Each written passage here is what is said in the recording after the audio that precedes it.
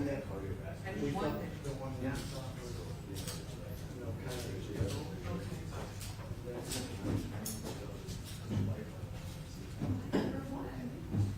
Did you hear the semi-home boss?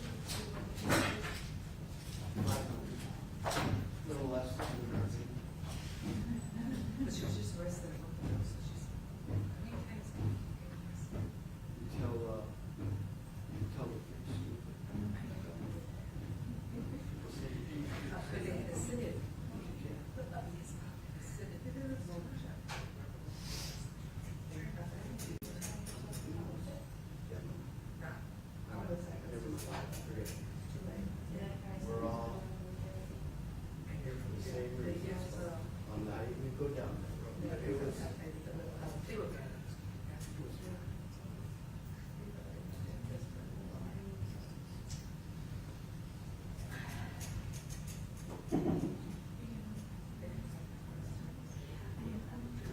I'll just use this cup.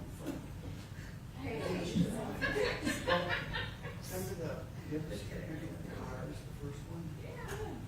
He did what in the car? I love that tornado. We had a inmate that comes out and she was like, it's very called. Every 4 months, he'll walk by. I'm sitting on the front porch, he'll come up and sit down there.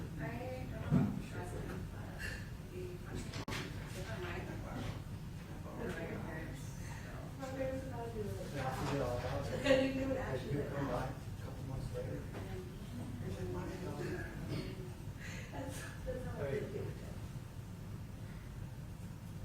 As long as you don't try to physically hurt, it's harmless. No, usually it's harmless.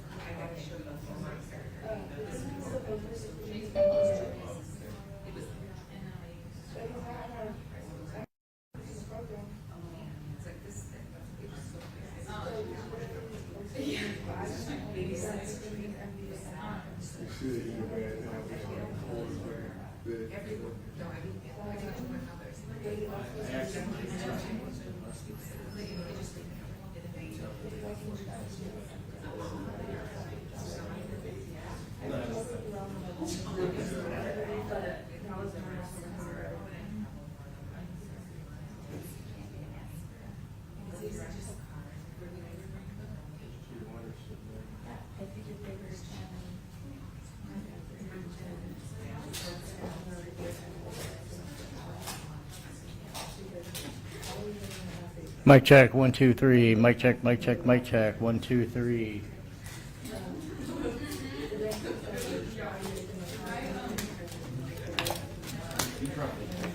Mic check, 1, 2, 3. Mic check, mic check, 1, 2, 3. Mic check, mic check.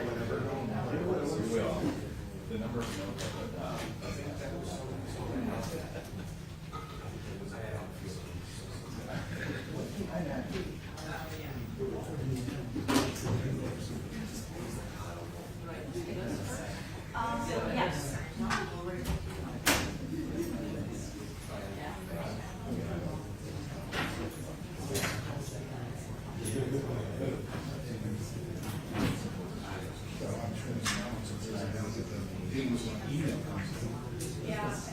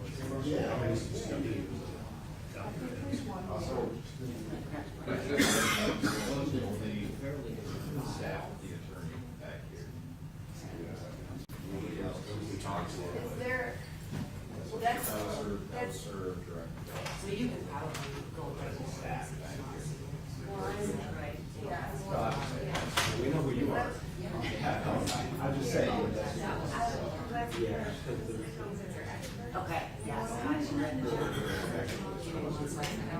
3 minutes. Yes, we're supposed to walk through the screen. No, you're good. Okay.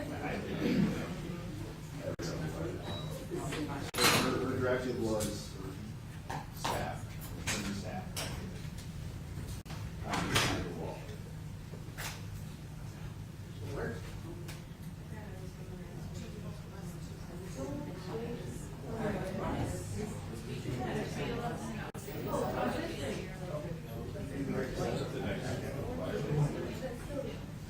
No, that's fine. I'm not.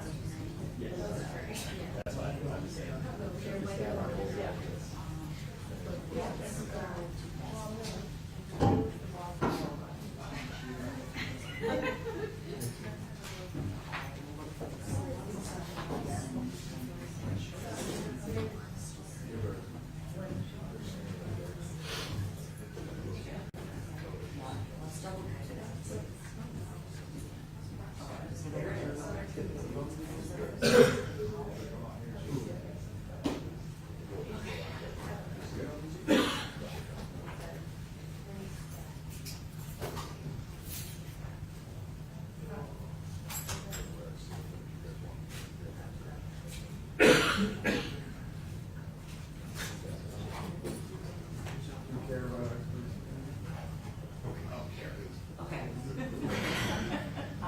Whoops.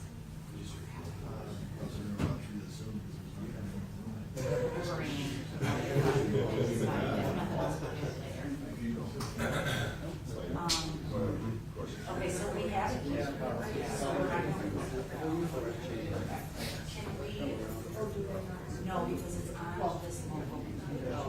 So we have to put it in a shared drive. So you just bring it to the problem and then put it in this drive.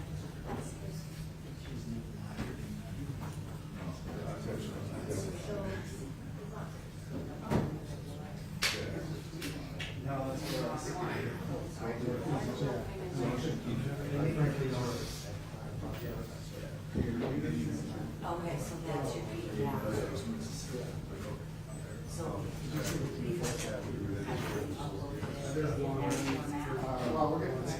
So in this situation, we don't hear about that. As you can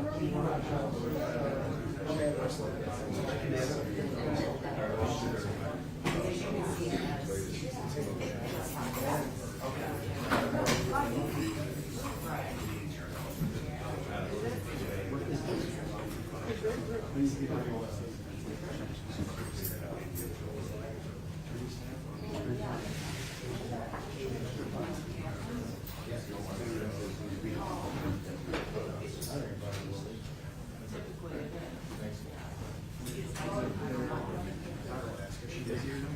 she's not here that I know of.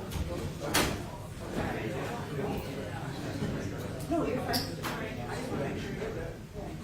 I'll be in here. I was gonna say, yeah, tonight when you get off.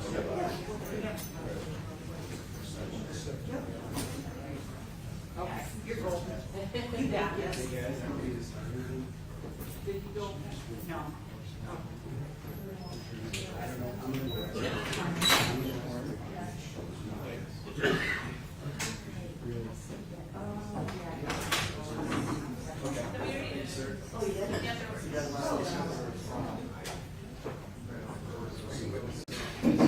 Whatever you need.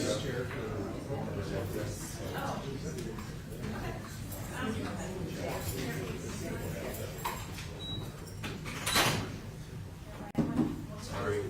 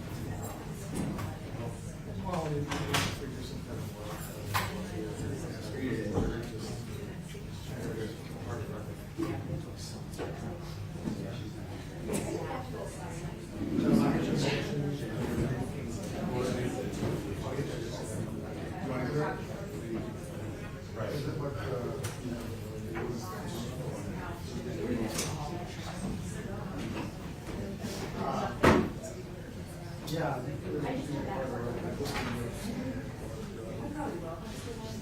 You want to attach it? Yeah, why don't we do that?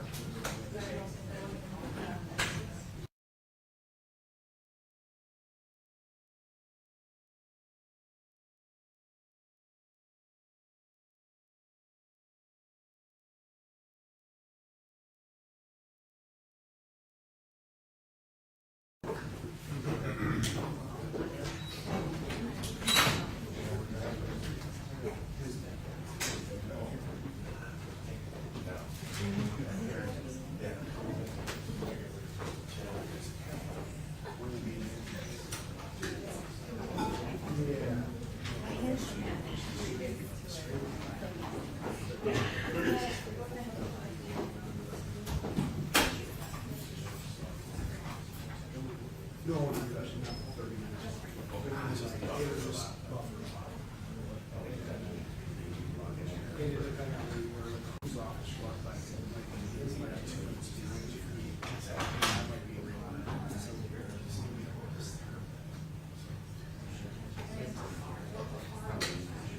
Boy, it was like if the attorneys were back here, when I talked to the judge, you couldn't hear that hard at all. Like, it must have been right there.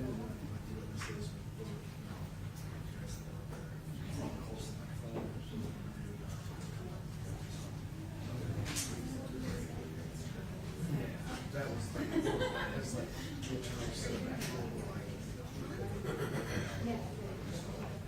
no, it was 30 minutes. Issues or stuff. He said, "Fuck, go out." They just all of a sudden,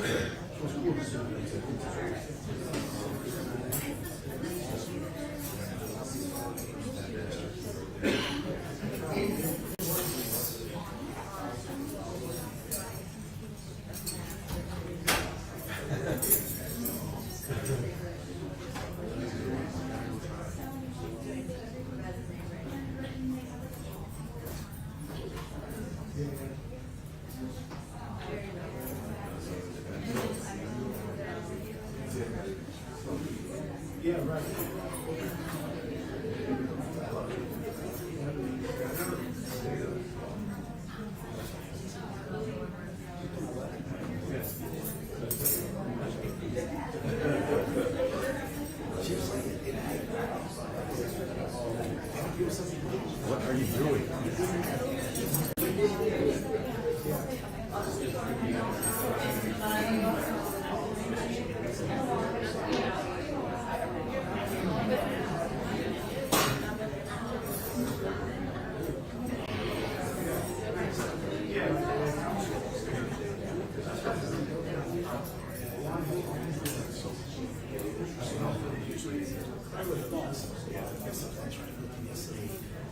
Check the other judge's clerk for a question, and he didn't go over there. I'm thinking they might have.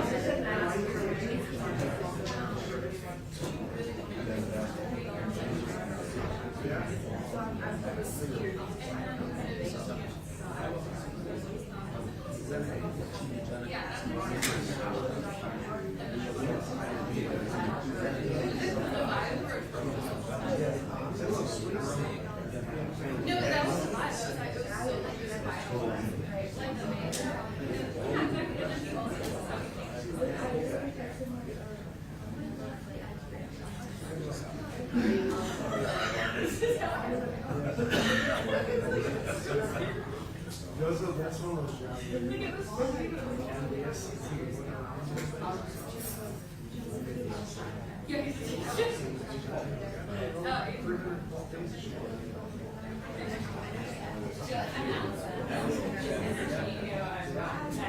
yeah, no, you're consistent.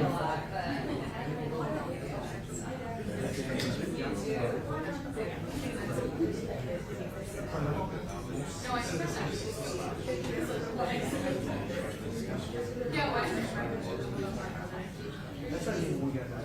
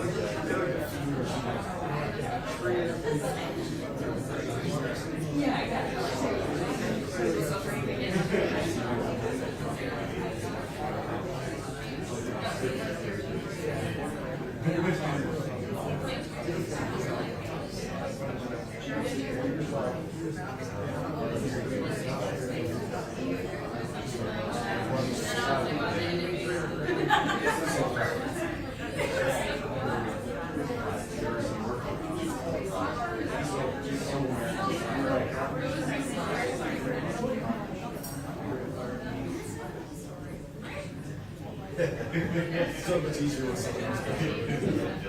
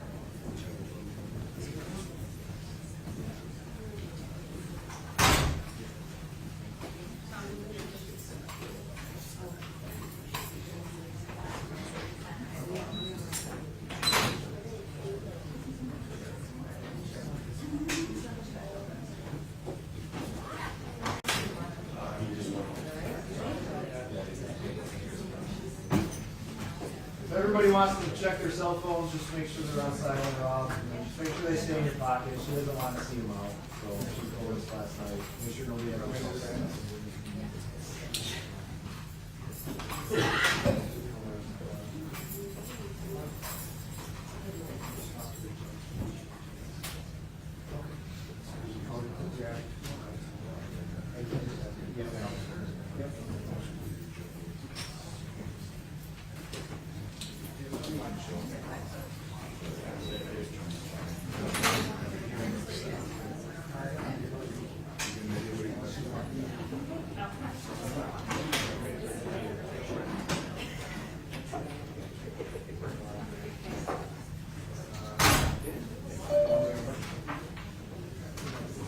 All rise, please.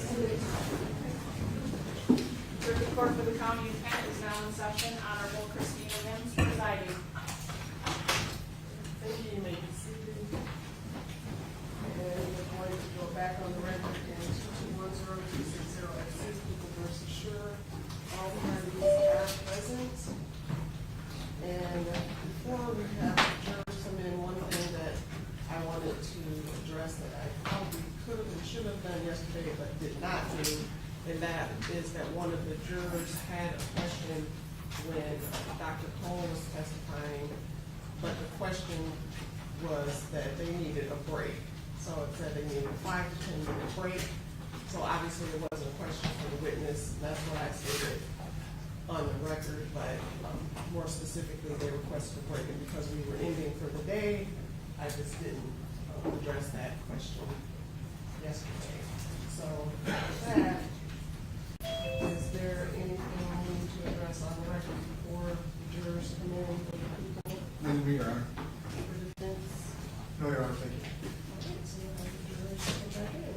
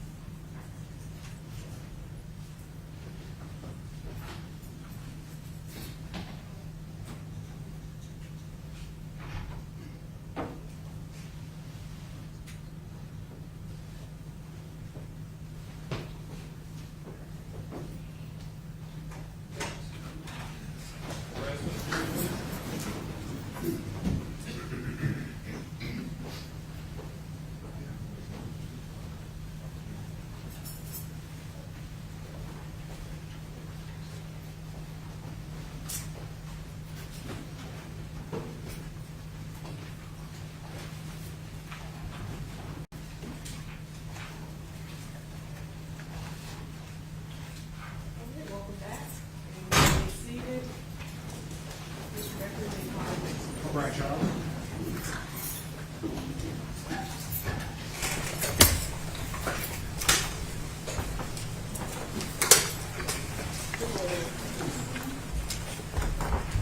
sir, before you take this raise your right hand or circle series.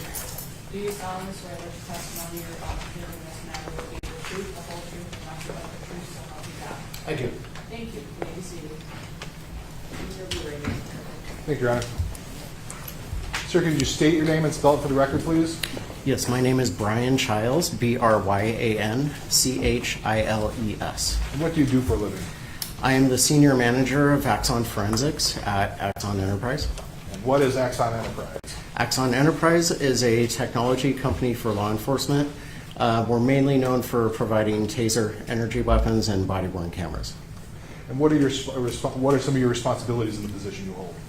My responsibilities are running my department, which conducts forensic investigations regarding Taser energy weapons or body-worn cameras, pretty much anything in the Axon ecosystem regarding the logs or physical evidence, putting the story together from the device's perspective, and then producing a report. Could you give the jury a little bit of your educational background on how you got to be a senior Taser Axon administrator? Yeah, so my education is in electronics. I have my associate's degree in electronics technology. Most of my experience is work experience. I'm a test engineer at heart, so pretty much went into electronics, but mainly focused on test engineering. And then throughout my career at Axon, I shifted over to forensics and doing forensic investigations. Can you tell the jury a little bit, what is test engineering? What exactly is that? Test engineering is designing tests for a certain product or widget, anything. It's designing how to test it properly to test the device's limits, make sure it's doing what it's supposed to do, making sure it's durable, weatherproof, et cetera, et cetera. Now, is that kind of how you started at Axon? I actually started in research and development as an electrical technician, and then within a year, I started the validation team, which is validation testing is basically what I described. It's taking product or designs and put them through the ringer, electrically, mechanically, environmentally, to make sure the product does what it's supposed to do and will survive the elements that it's going to be in. And describe your career path. What have you done after that? So you went into test engineering. What did you move up after doing the test engineering? Yeah, I ran the validation team for about 10 years, and I shifted into compliance, and also in 2013 I started doing the forensic investigations.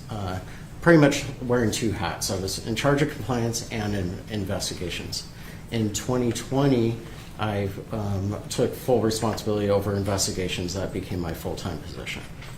So when you talk about investigations, you're investigating tasers and body cams and just about anything that Axon produces, right?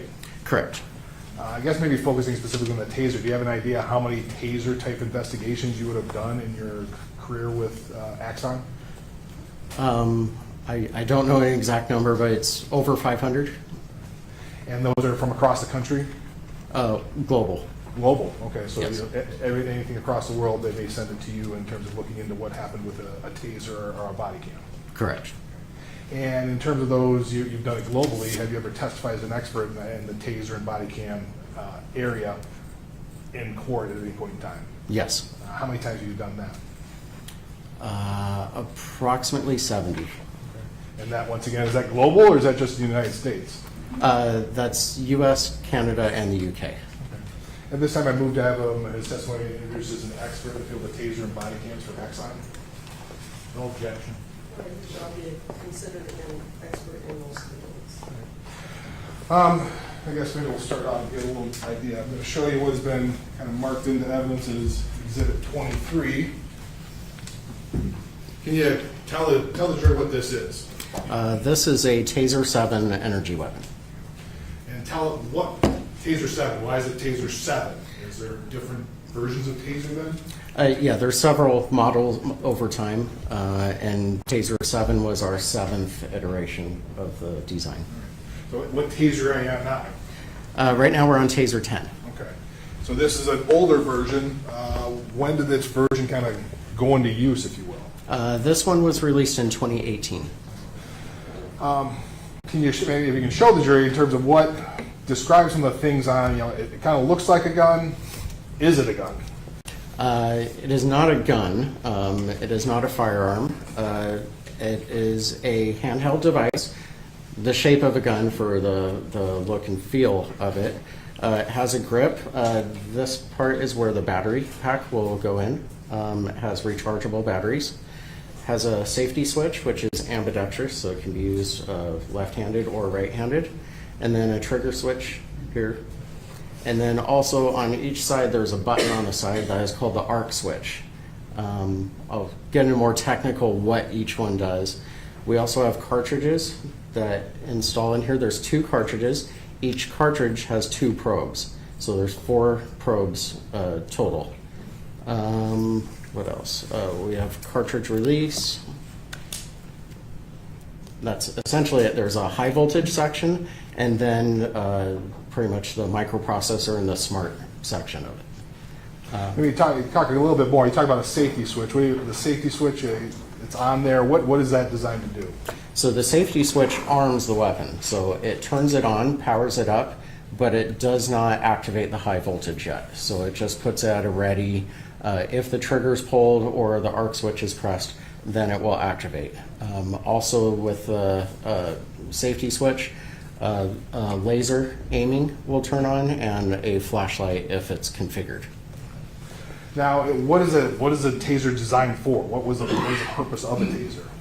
The overall purpose of a Taser weapon is to inject electrical signal into the human body or animal and override the central nervous system and tell the muscles to contract. So when activated, it produces high voltage pulsing, and that pulsing, if delivered to the body, will be received by the muscles, and all of your muscles, all movement that you make is done by electrical signals from your brain. And so what this does is it puts an electrical signal on the muscles, and the muscles say, oh, I need to contract. So they contract and then release. But the weapon does it 22 times per second, so it causes a rigid muscle lockup if you have enough muscle receiving that signal. Okay. I'm going to go and maybe help a little visual in terms of how this works. I'm going to play what's been stipulated to is Exhibit 22 of the people, Your Honor. And you've seen this your promotional video for the Taser 7? Yes. And you recognize it? Yes. I'll go through it and I'll ask some questions.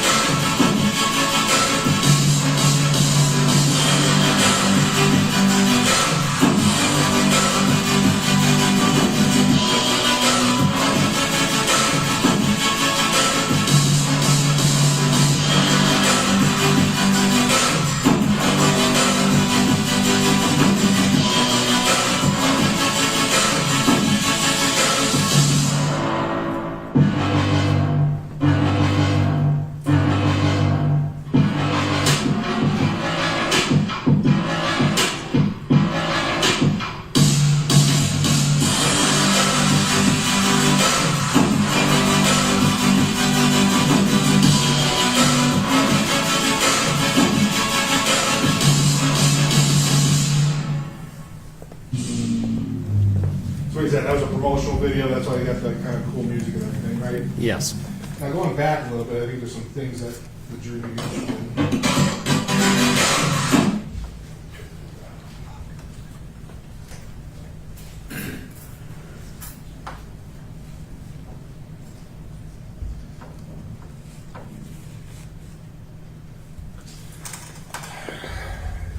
can you describe, when you talk about these cartridges, you got the probes, if you will, can you tell the jury what they're looking at here? So what we're looking at here is the probes coming out of the cartridge. How that works is inside the cartridge there's a nitrogen gas capsule.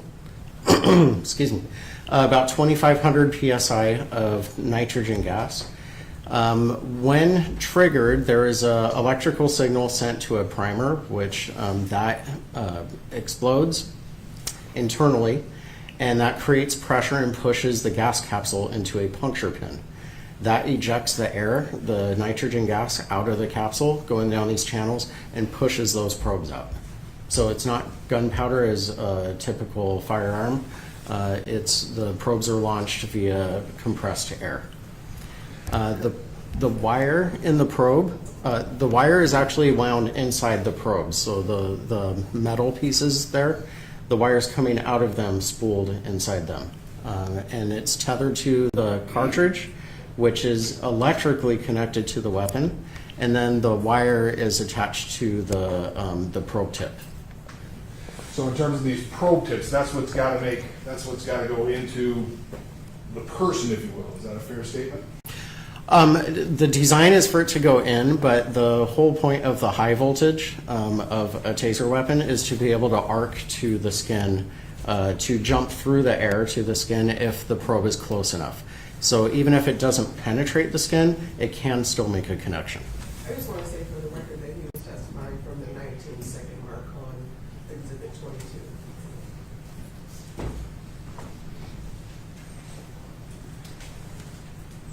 We can go here a little bit, and we'll go for the record 34 seconds on the exhibit. I think right around here they talk about cross connect. Can you describe what this cross connect is? And it looks like a probe is missed, but another was hit. Can you describe what cross connect is and what this video kind of part of the video shows? Yes, so adaptive cross connect is a technology.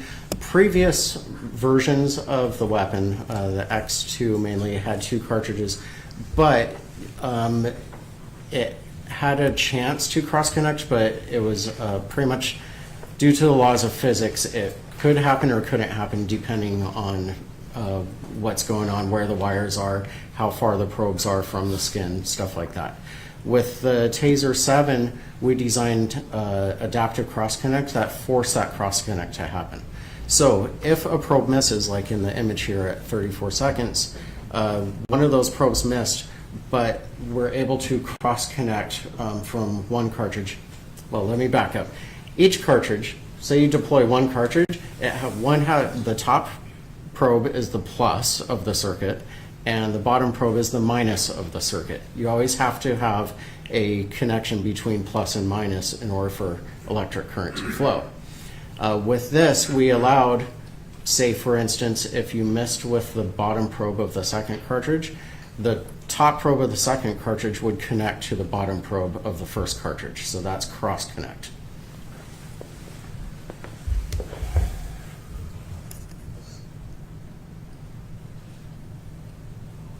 Now here, the Taser 7, and once again, correct me if I'm wrong, the Taser 7 had something about a close range cartridge versus a longer range cartridge. Could you tell the jury what you mean by that? Yeah.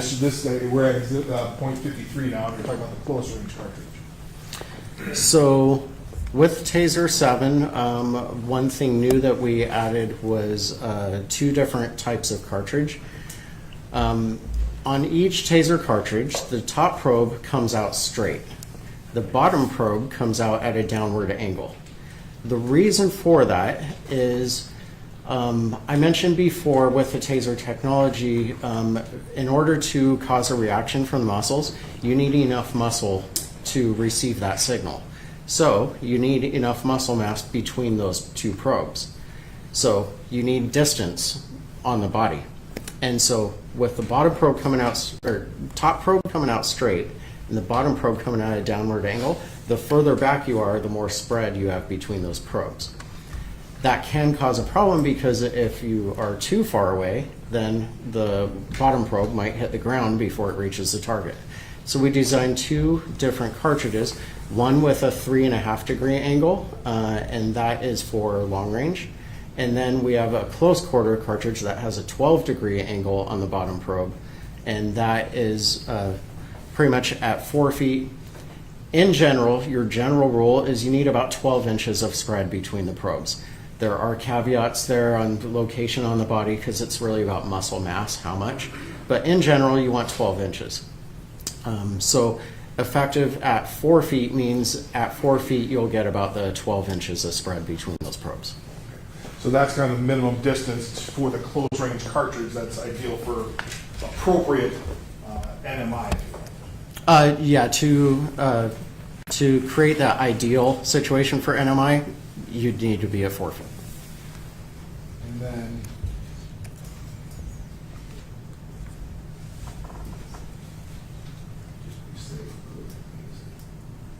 so it can go this side. I think there's 111. We're talking about 111 now.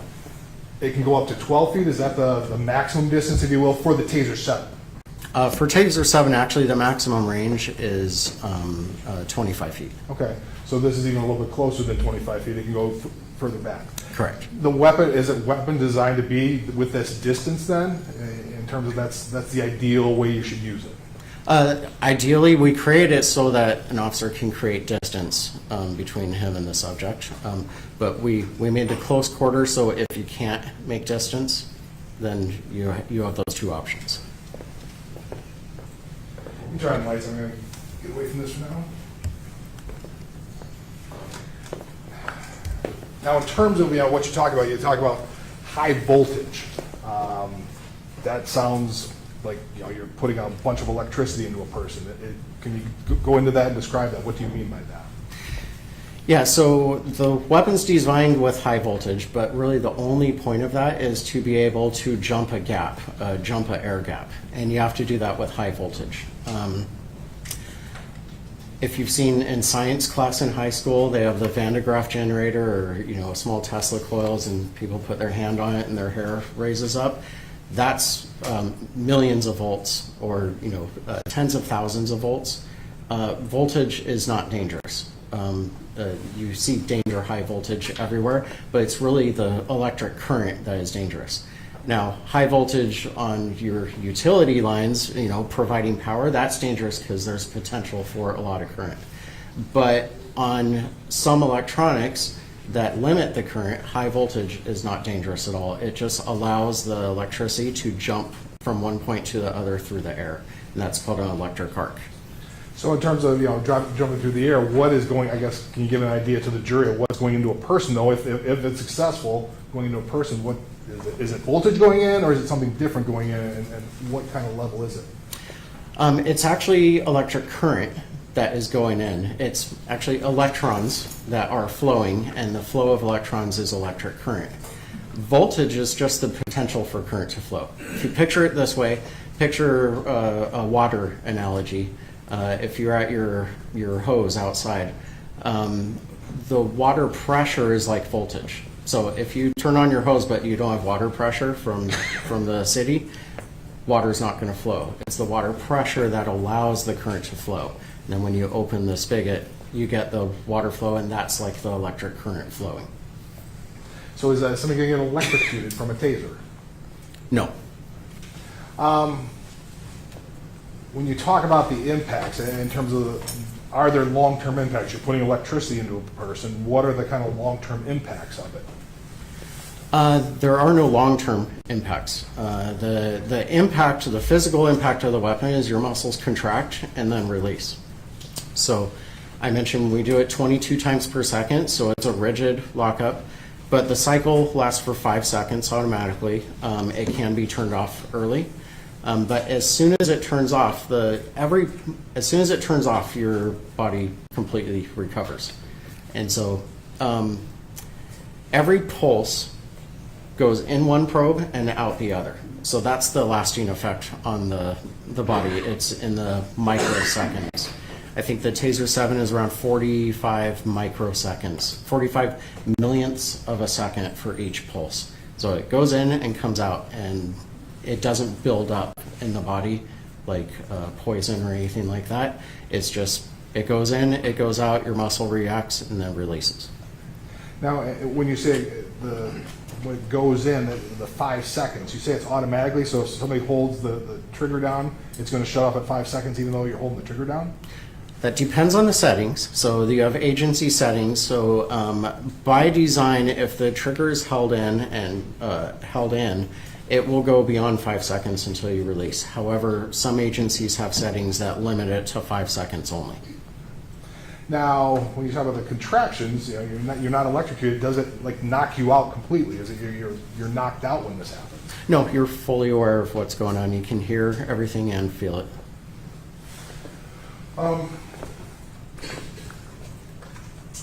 You talk about, there's certain things, in terms of if you don't get it, you talk about the 12-inch spread, if you don't get it, the full 12-inch spread, can you describe what happens then?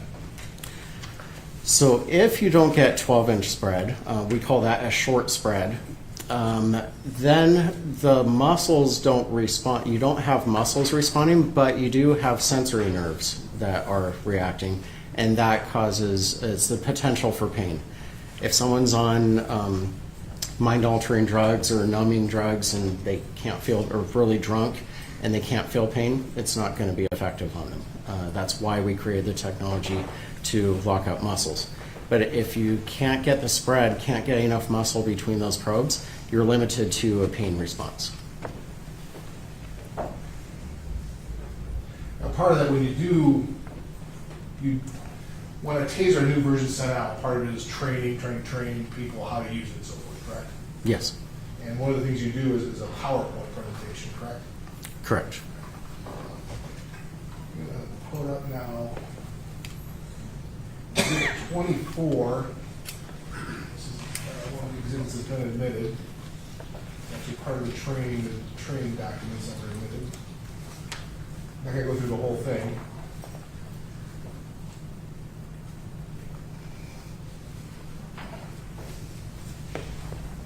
We have it up, put it on the screen, please.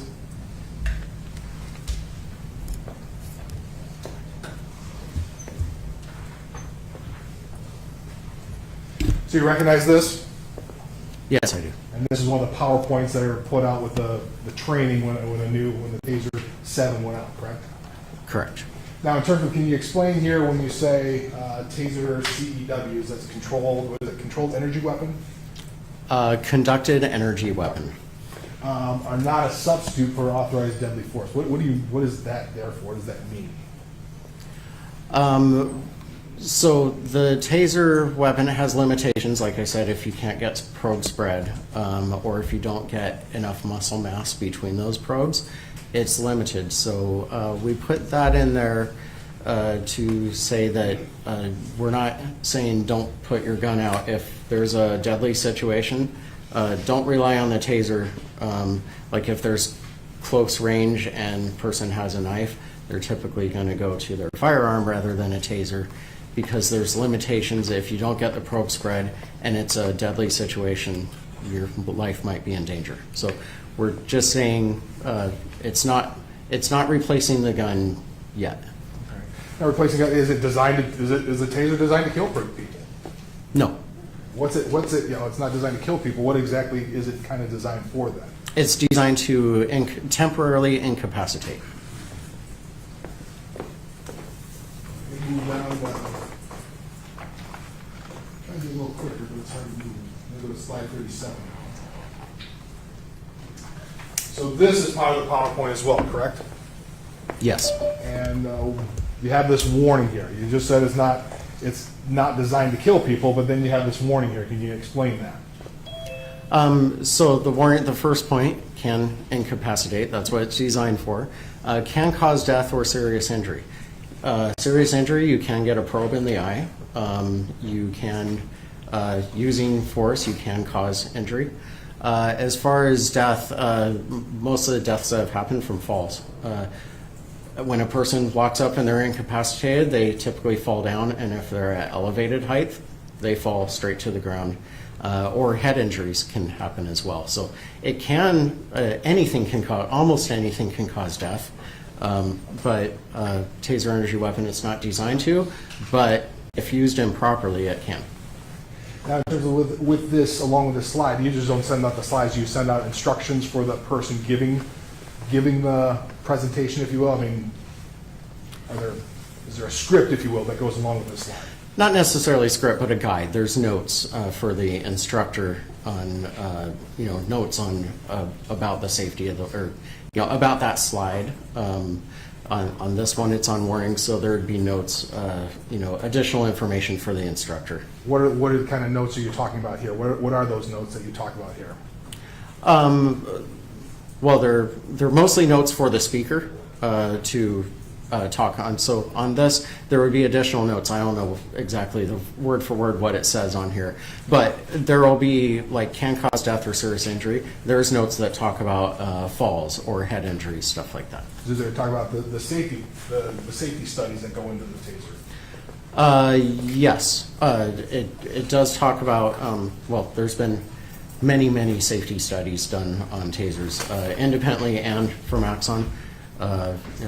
The National Institute of Justice, NIJ, did studies. Wake Forest. There's several universities who have done safety studies on the technology. And what do those safety studies find in terms of this technology? As far as electrical safety, it's a safe weapon. It does not affect the heart. It doesn't cause damage to the body. There's certain things in the use of force that can, but the taser weapon itself, it causes the muscles to lock up and release them. It's really a muscle stimulator. That's really what it is. Staying on that point, I'm going to go now to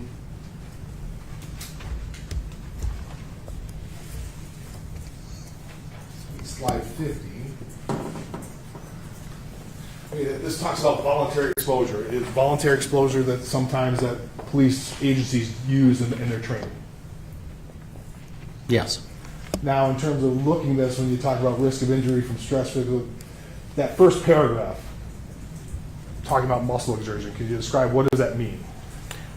So the taser exposure causes your muscles to contract, and so it can, repeated exposure can cause fatigue in the muscles, just like working out really hard. And so that is warning that, stress, physical exertion, falling, especially like voluntary exposures, you don't just have someone stand there and hit them because they're going to fall and hit their head. And so always use spotters. So there's several instructions that are given on doing voluntary exposures. When you talk about those total exposure, strong muscle contact, you talk about repeated. Is like one contraction going to cause this type of strenuous exercise, or is that repeated? It'd be repeated. Okay, so that repeating, jury ballpark, how many? Is that 5, 6, 2? Yeah, is there any kind of idea? Don't really have a number. There's been studies that the taser exposure is a whole lot less exertion on the body than, like, say, punching a heavy bag or sprinting or running. So this warning specifically for voluntary exposures is just warning the user taking the exposure that they might feel soreness. It might feel like they worked out or something like that. But it's not going to cause damage to the muscles or anything like that.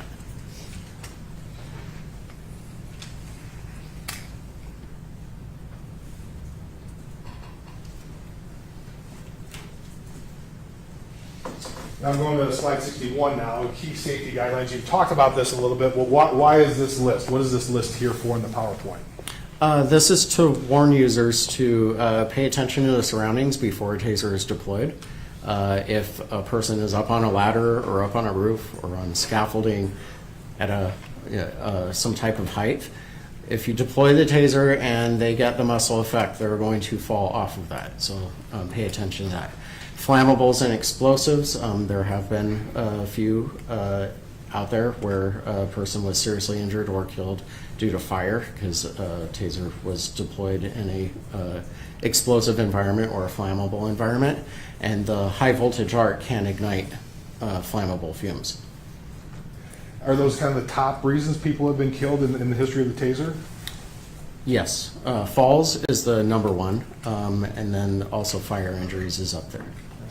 Now, in terms of number 4, the restrain fast, avoid prolonged exposures, you kind of testified saying, well, prolonged exposures don't build up, but now you're saying avoid prolonged exposure. Can you explain why that's in there?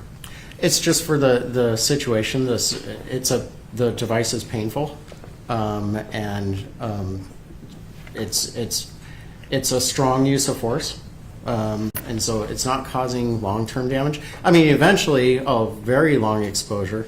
We had a volunteer do 45 seconds. So one activation is 5 seconds. We've had a volunteer do 45 with no damage. But eventually, at some point, you're going to cause muscle damage. If you keep lifting weights beyond you're tired, but you keep on going, you're eventually going to damage your muscles. So that's why the warnings there, prolonged exposures, you want to limit. All in all, we teach officers to use the minimum amount of force to effect the arrest.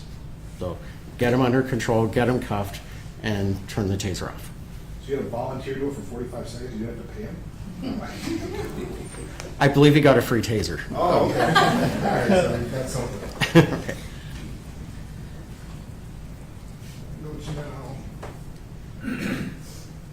This is now 64. If I get a little bit better here. Let me shrink it a little bit.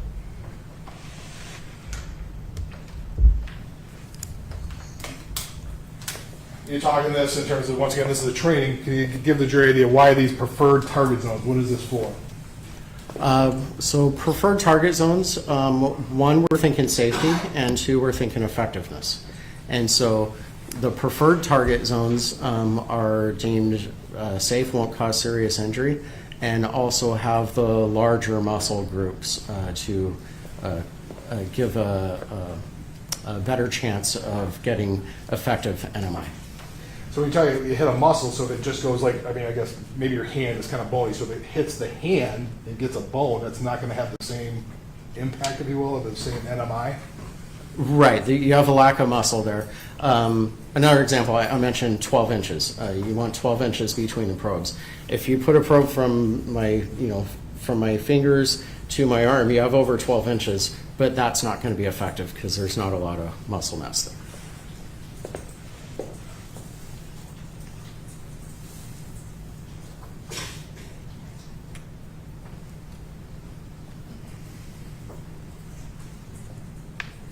Now here's this. This is slide number 70 on the PowerPoint.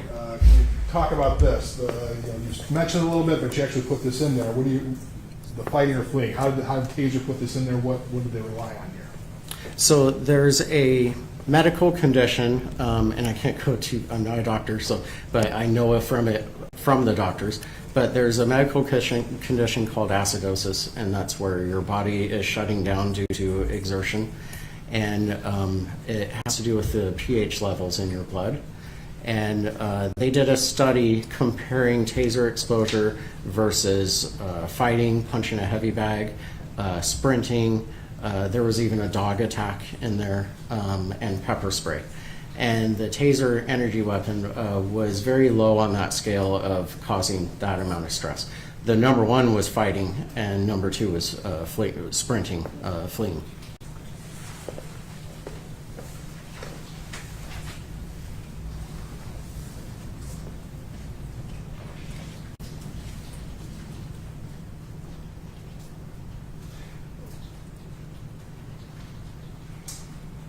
This is Exhibit 71.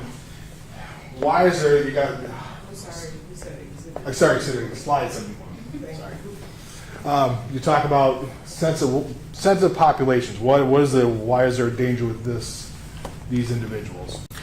Well, like children and children, it's not a physical, well, their bodies are developing and all that, so like small children, besides being wrong, it's developing body. You might not have the strong bones and everything, so you don't tell a little kid to go work out really hard and start lifting weights. They're developing.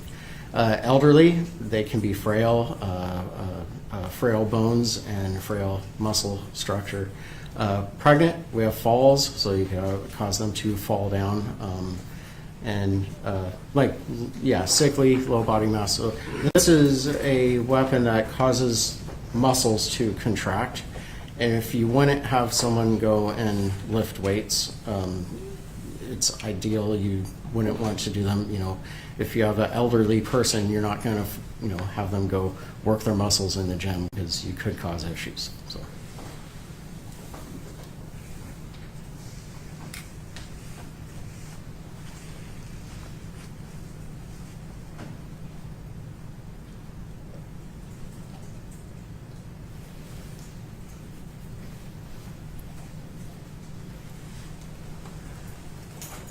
I'm going to go to slide 96 here. You've talked about some of these, you repeatedly talked about elevated platform and so forth.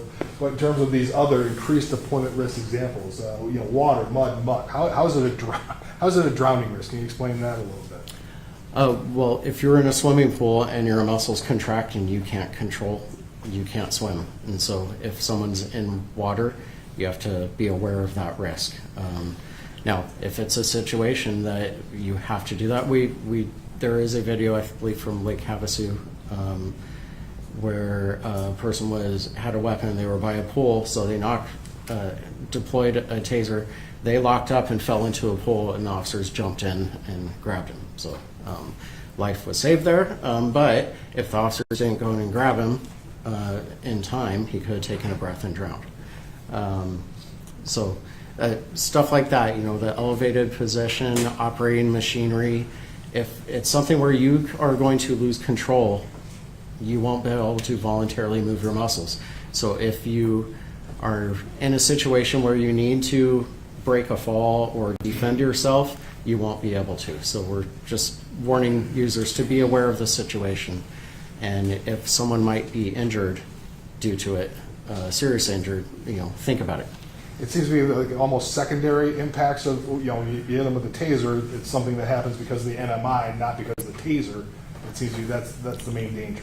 Right, it's all secondary. The weapon itself is designed to be safe.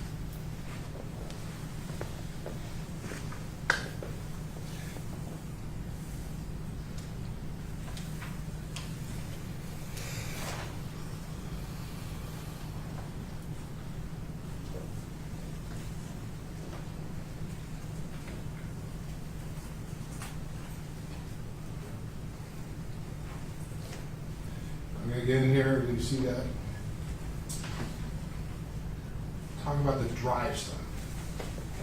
I think you mentioned a little bit. Can you go a little bit more into with the jury? What is the drive stun? What does that mean? I'm sorry, I didn't find that particular slide. This would be slide number 124. Thank you.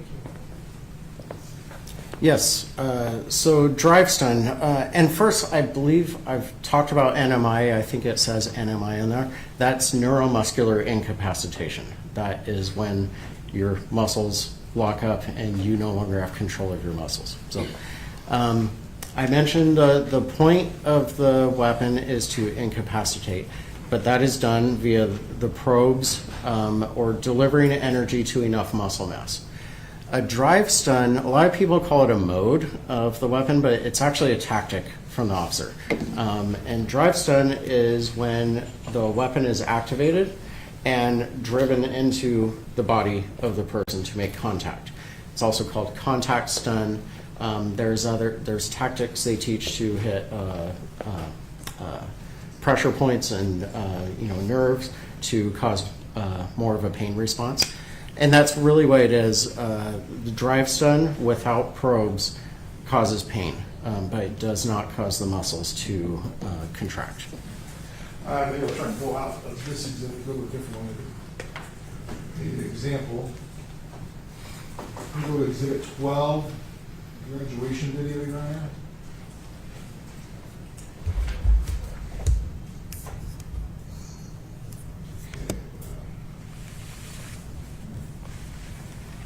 If you have an opportunity, this is about 103 in the graduation video, exhibit 12. Back it up a little bit.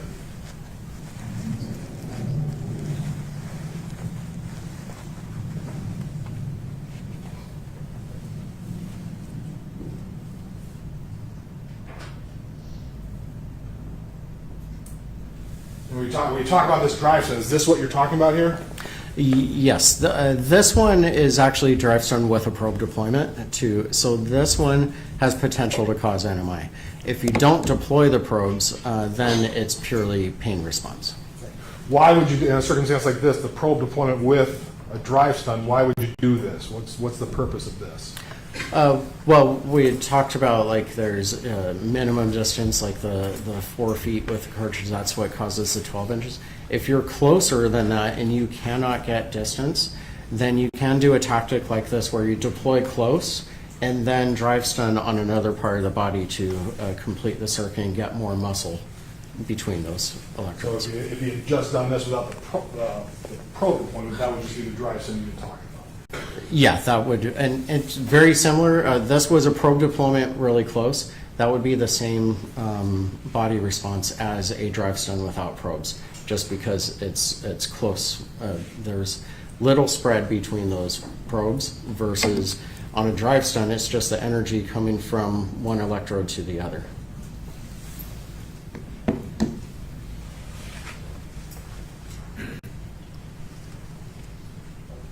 Now, in terms of the drive stun, you have these, once again, you have kind of a sensitive areas. What are the sensitive areas and why is that here?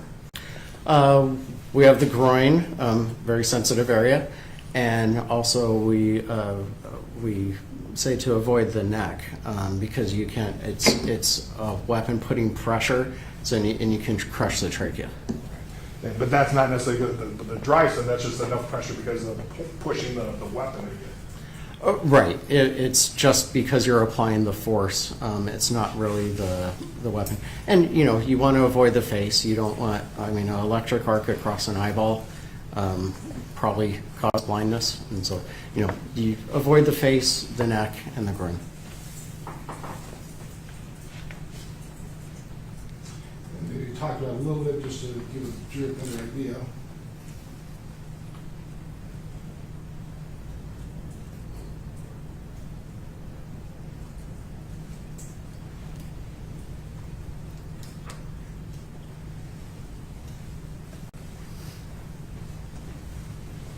I think you talked about a little bit, maybe a more better visual in terms of the degree, the cartridges, the angles. What angle are we looking at here? Which cartridge would this be? Excuse me. That would be slide number 154. This is a 3.5 degree cartridge, also called our standoff cartridge. So this is a longer cartridge, if you will? Longer distance rated, yes.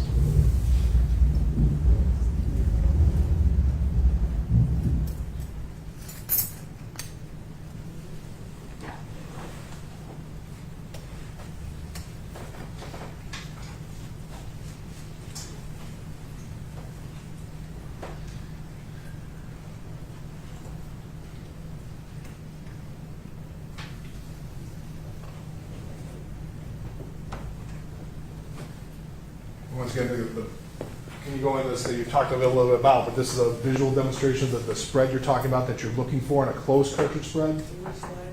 160, right? Yeah, so this is showing the 12 degree close quarter cartridge, which has more spread on the bottom probe. So you can be closer to the subject and get more muscle mass between the probes than if you had the standoff cartridge that only has 3.5 degree, and you would end up, if at only 4 feet, you would only have a few inches of spread.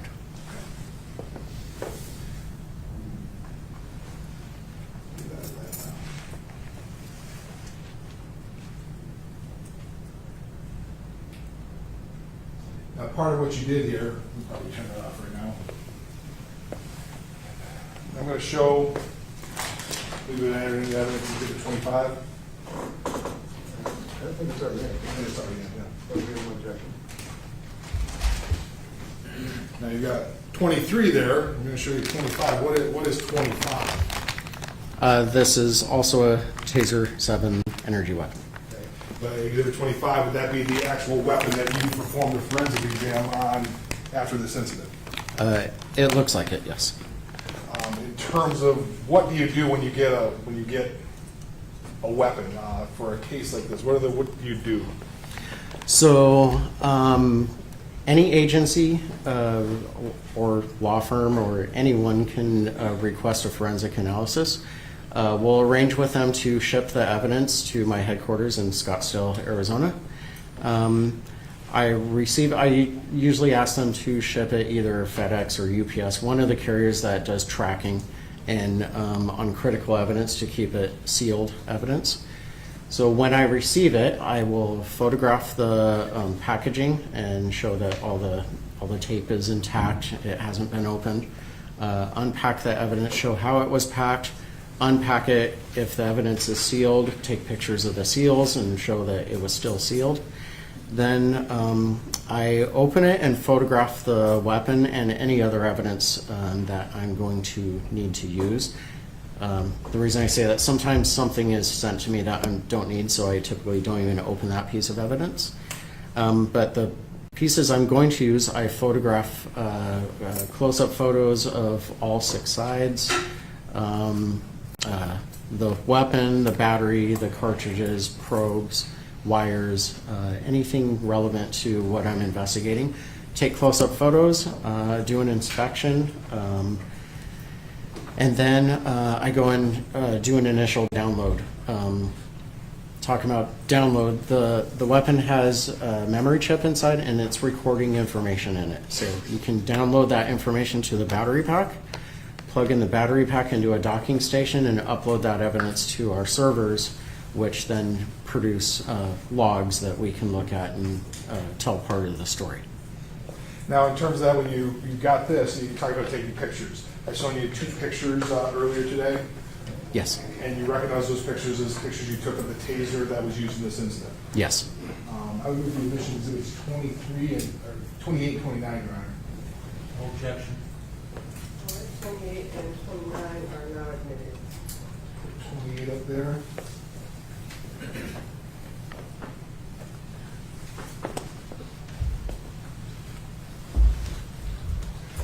Could you tell the jury what we're looking at here in Exhibit 28? That is the front of the weapon, so this is after I have unpacked it and taken photos of everything, and now I'm taking the close-up photos of the front. So that is as if the weapon is pointing towards you like this. Now, obviously, there's apparently a lot of mud and dirt in that. Yes, and grass.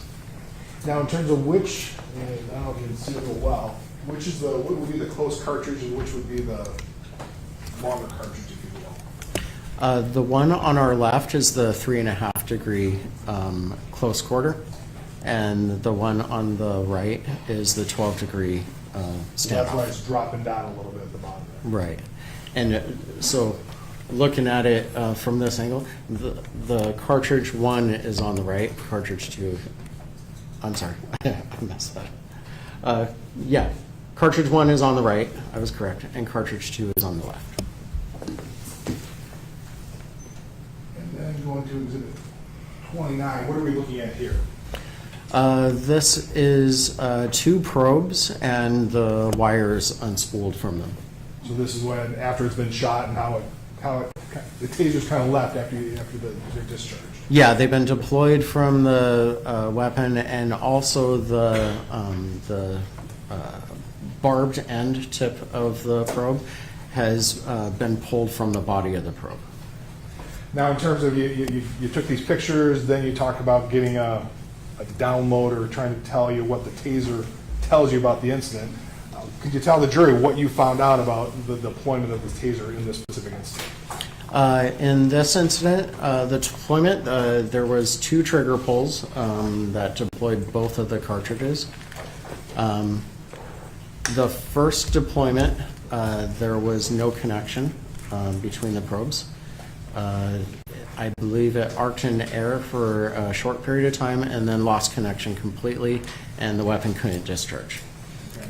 Now, we can stop right there. Part of it, you did a report on this. Yes. And you kind of included photos of when you find the taser was deployed in that report. Is that true? That's correct. And you had an opportunity to take a look at those pages, and those are an accurate depiction of what the taser looked like, reflecting when the taser was deployed. Is that true? Yes.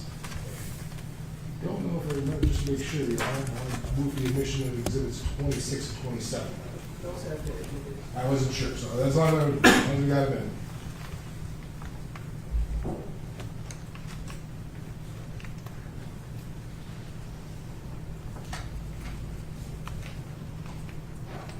So this is exhibit 26. You're just talking about it a little bit. Can you tell what we're looking at here?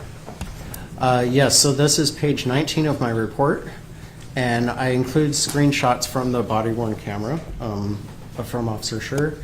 And this shows the reason to screenshots is to kind of show the movement. But you can see this is right when the weapon is being deployed the first time, so cartridge 1 is being deployed. And the subject, you can see his hand pushing, so he pushed the weapon away right before it was deployed. So the probes did not hit his body. So you can tell it didn't hit anything. How can you tell that? How does it register? There's a few different ways. One is looking at the probes. The spears were bent. Typically, if they hit flesh, they don't bend. So they hit a hard surface. We don't know what that surface was, but they hit something hard. And the second way is the weapon records in a pulse log. Every pulse, I mentioned the 22 pulses per second, every single pulse that it tries to generate, it records the output charge that it delivered and the voltage across the capacitors when it was discharging. And those tell a story of what the weapon discharged into. On this first one, the pulse graph showed that it was arcing in open air for the first second, I believe. Arc in open air, that would be it's arcing across either the wires in front or just across the electrodes in the front. And then it lost connection completely and it was unable to discharge. So it's charged up, it's trying to discharge, but it can't because there's no electrical path. Going to 27. Can you tell the jury what we're looking at here? Yes, so this is page 20 of my report. In figure 4.5, that's an image from a civilian cell phone recording. And this is a little bit later, and while they were struggling in the grass, the wires were being pulled, and I have the two red circles shown in the grass there. You can see two shiny things moving as they're moving. And those, I am very sure, are the probes being pulled from the wires as the two subjects wrestle in the grass. Would that be from the first one, the first deployment? Correct. Okay. Was there a second deployment then? There was. When was that? That was, I believe, shortly after this screenshot was taken. And it was done pretty much with the muzzle of the weapon in the grass. And so the probes just went directly into the wet grass. How can you, is that, once again, can you tell that just because of the video, or is there anything that registered on the pulses that you were talking about? Was that something on the pulses that we were talking about? Well, the pulses were a little bit different because typically you don't fire into wet grass. Wet grass can look like human flesh, but wet grass it depends on the grass. I'm sure the grass in Arizona is a lot different than the grass here in Michigan. You have grass different in Arizona? minerals. We have a little bit of grass, mostly cactus, but the resistance or the impedance of the material. So you have different minerals, the different resistivity of the water. So there's a lot of differences. In that activation, it showed it discharging into what would look like flesh, but it was also short-circuiting, which means it was probably it was raining at the time, so the grass was very wet and the ground was very wet, and so the water was probably short-circuiting. It didn't cause any damage, but it's the logs were recording discharging some pulses into resistive material and some pulses into a dead short. And that activation actually stopped early because the weapon sensed the short circuit multiple times, and so it stopped. Now, part of your analysis also, when you were talking about this photo wasn't, but the one before was from the body cam, you did an analysis of the body cam in this incident as well. Correct. Could you tell the jury what happened with that? Because at some point in time it turned off, and that we stopped seeing anything. Could you tell the jury what happened with the body cam? So the body camera, well, I won't say turn off because it's powered on, but it can be put in recording mode, or it goes into buffering mode where it's buffering video into a temporary memory. It started recording automatically due to, I believe it was the light bar in the vehicle, started the body camera recording. And during their struggle, well, let me back up. You can start a video by double tapping the event button. If you press the event button, which is a big button in the center, if you press that twice within a second, that starts recording. It can also start via a Bluetooth signal. So this one started via the Bluetooth signal. To end a recording, you press the event button and hold it for 3 seconds.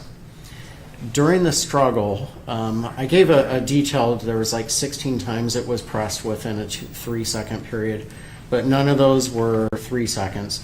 But when the camera turned off, the button was held for 3 seconds and it turned off. Analyzing the video at those points in time, it was always when the video was blocked because there was a body right in front of it. So it makes sense that as they were struggling, the button was being pressed, but the last time it was pressed for 3 seconds and by design, it stopped recording. So that more of an unintentional, because there's the bodies pressing against one another than somebody intentionally trying to turn it off. Correct. One other thing I kind of was finishing up with, in terms of the drive stun, can you show where is the drive stun? What on the Taser? If you use either one, what are the probes? What comes out for the drive stun? If both probes are deployed, how does the drive stun work? What is that on the? Yeah, so if probes are deployed, picture we have 4 wires coming out here and probes over there. If you were to do a drive stun, there's electrodes, one electrode here and one here, one on the bottom over here and one on the top over here. And so if you do a drive stun, it will discharge that electricity into the skin and the sensory nerves. Okay, so it's just those 4 little points. Yeah, it's just these 4 points.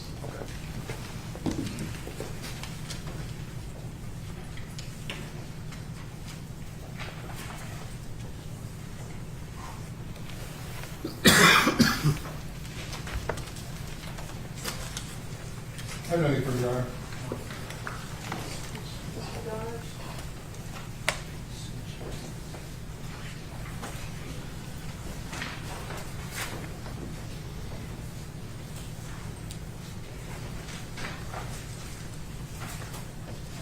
Good morning, Mr. Childs. Good morning.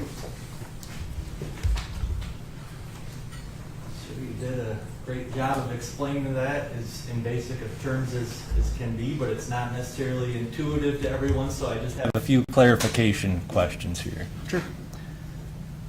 Sir, for the most part, everything you testified to as far as the Taser, how it's designed, the PowerPoint, is it fair to say that's in the hands of a trained person?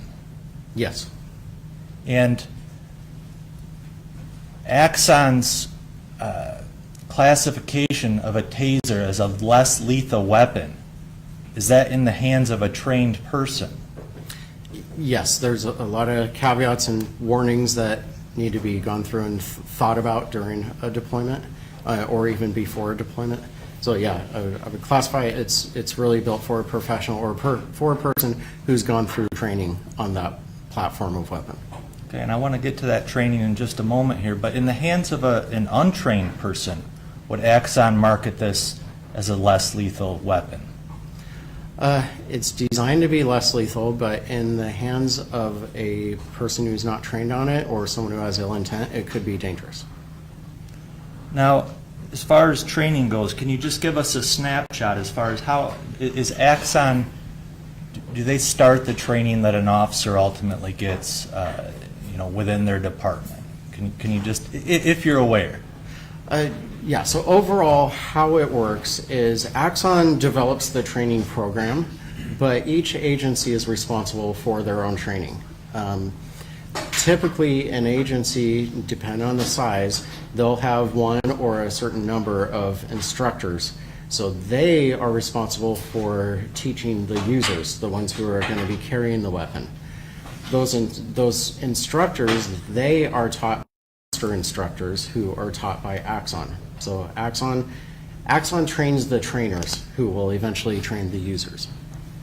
And does a department designate someone to go meet Axon for training to become what's deemed a master Taser instructor?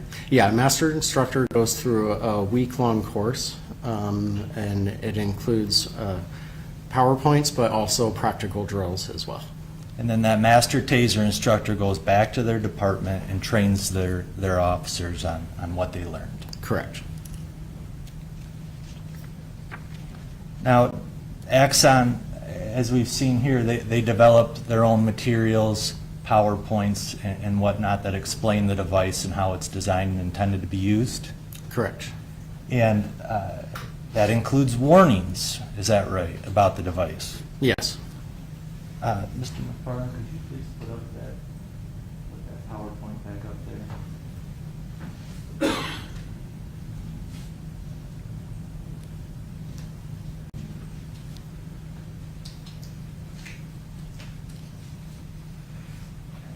And you're familiar with these materials, is that fair to say that you just went over with the prosecutor? Yes. I don't plan to go into the whole PowerPoint, but just on a few topics here. And I think it was already pulled up. Axon, the manufacturer of this Taser 7 device, warns that it's a serious weapon and should be treated as such at all times. Is that correct? That's correct. Do the Axon materials and warnings tell officers that the Taser is no longer dangerous after both cartridges are deployed? No. Could you please go to slide 13? That is People's Exhibit 22. I don't know, is this ours? All right, this would be, it's also Defense Exhibit G6. The same documents? So we don't need two. So it appears to be, so I just want to, they can use mine or they can use theirs. But which exhibit was it, 20, was it 24? Under the people. Ours is 24, correct? 24 or defendants. Well, that hasn't been admitted, so G6 hasn't been admitted. Are you familiar with this PowerPoint? Yes, I am. And it'd be duplicative, so like we don't need two exhibits that are the exact same thing. Well, theirs is included as part of the larger GRP training. This is just the Power DMS training. So they're mixing a little bit in that regard. So this is part of their exhibit. Yeah, we don't have, yes, it is. So then it will still be duplicative, just because it's extra. But you can refer to the slide that's within the PowerPoint, because I think it would be the same slide. I don't know. I'm sorry, we get three attorneys on this. I don't think the numbers might not be the same. We recognize it's duplicative, Your Honor, but because it's a larger package and a smaller package, if he's referring to something on the record as slide 12, it might not be the same slide within the larger Let's package. check that out. Which slide is this for you?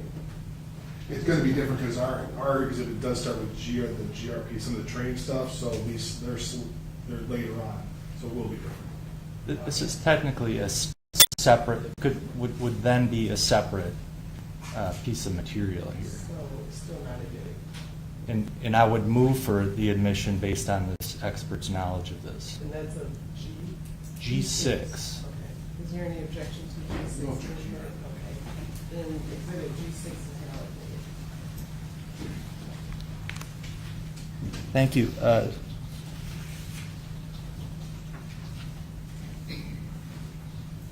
This is slide number 13.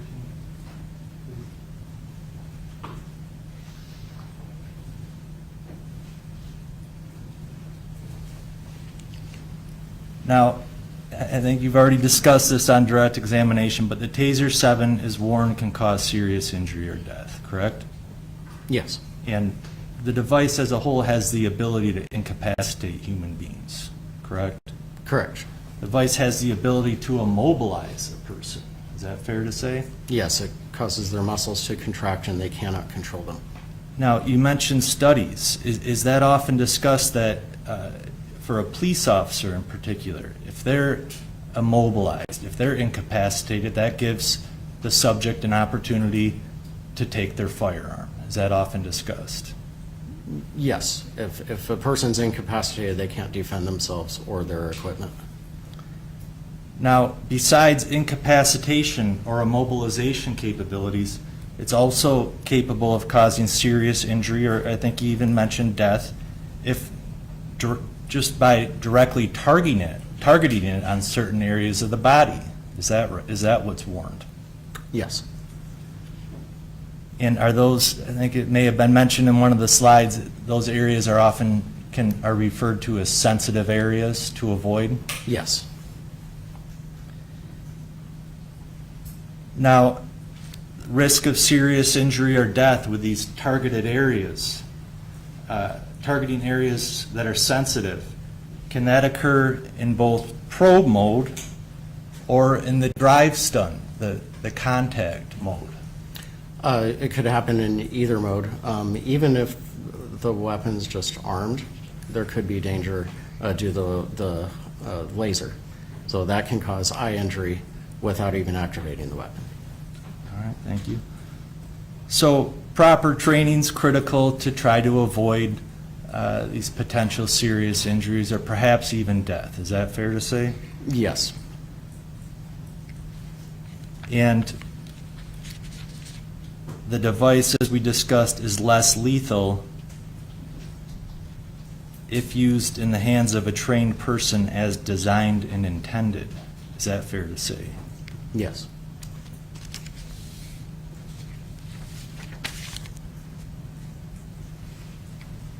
Now, a trained person is obviously notified about these potential risks of the device.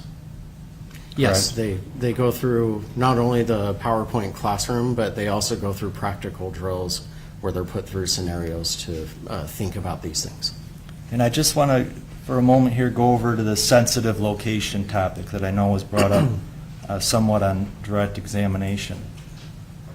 Could you please go to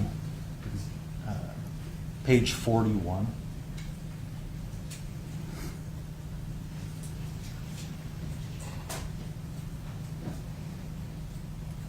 Does that train the user on the preferred target areas frontally?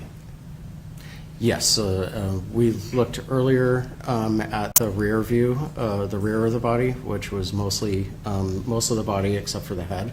And then on the front, we include the groin area, the chest, and the face and head. And there's mention of increases dart to heart safety margin. What's that? So the dart to heart is there was a study previously where the heart could be temporarily affected by the taser, but the dart had to be a certain distance from the heart, and it was like millimeters or a centimeter. I forget the exact number. And so to remove that risk, we removed the chest as a preferred target zone. There's typically some muscle there, but not a lot. So we didn't lose much from just removing that from there. But to get the probe that close to the heart, it would have to be a very skinny person, very small chest, and the probe would have to penetrate right over the heart and discharge right to it. Okay.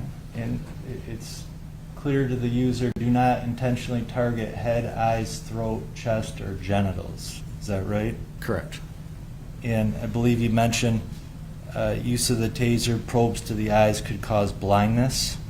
Yes. And you just brought up the heart. Now, is the neck and the throat also put as an area to avoid? Yes. And also the genitals? Yes. And would an untrained person intuitively know to avoid these areas to potentially cause serious injury or death? They would not. And I want to clarify, you said something about probe to the eye, but I believe even discharging electricity into the eye without the probe, like for a drive stun, or even I mentioned the laser to the eye. So it's not probe to the eye, the only thing that could cause blindness. There's several other factors.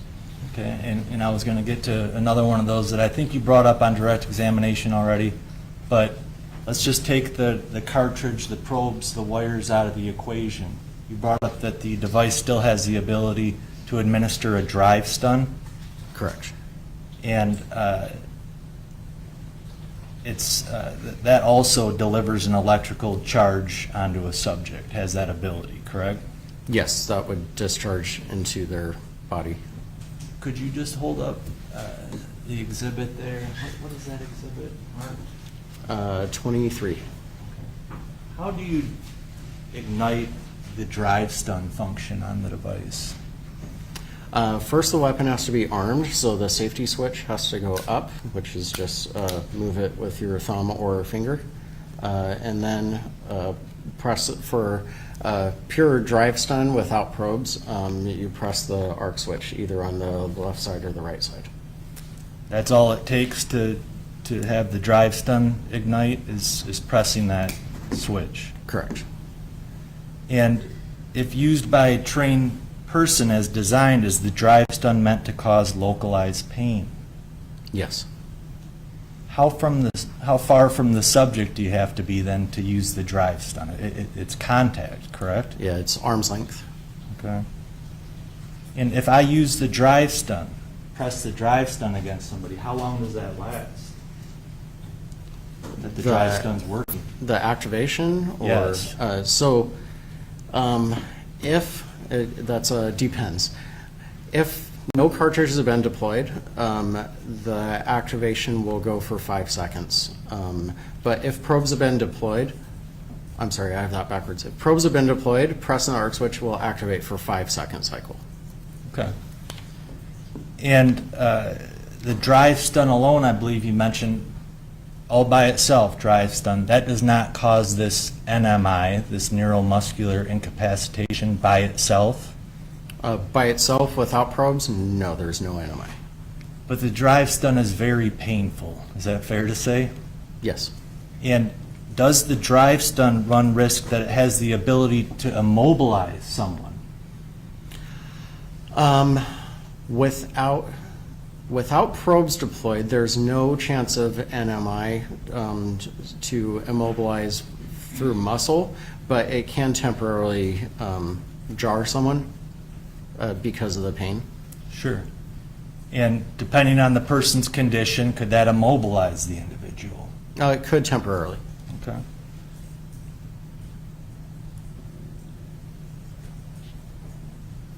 Now, I think you already had mentioned the drive stun itself to sensitive areas. Have you ever been drive stunned before?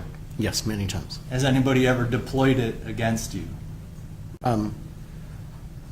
Yes, once. Okay. Would you let somebody drive stun you in the eye? No. How about the throat? Throat? No. How about the genitals? Yeah, absolutely not. Could it cause serious injury? Yes. And just to clarify, that's cartridges out of the equation, just this drive stun contact, correct? Correct. And you mentioned drive stun to the throat. The pressure could collapse here. I'm sorry, what was it? Trachea. Trachea. So that could be even worse than a serious injury, correct? Yes, I mean, the electricity itself is not going to do anything except for the pain, but pressing on a sensitive area like the trachea, a person typically doesn't sit still when a drive stun is applied to them. They're trying to move, so it's easy to crush the trachea in that situation. And just on this prolonged or repeated use, I think you had talked about that. Axon warns to avoid prolonged or repeated uses, is that right? Yes. And would an untrained person have that knowledge? No.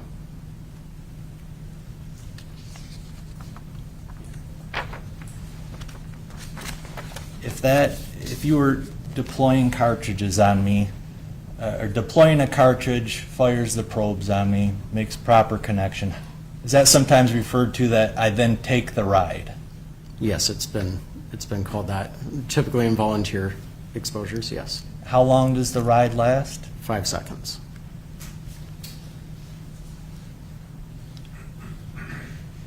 Now, I think you've explained as far as when you deploy the cartridge, how do you deploy the cartridge? Cartridge deployment is done via the trigger switch, so that's this one. Take much pressure to pull that trigger. A little pressure, but not much. It's easy to do. Okay. And if you deployed and there was a live cartridge in there, it would then essentially send the probes through the air towards me, correct? Correct. And the probes would stay connected back to the device by the wires, correct? That's correct. Now, as far as the wires go,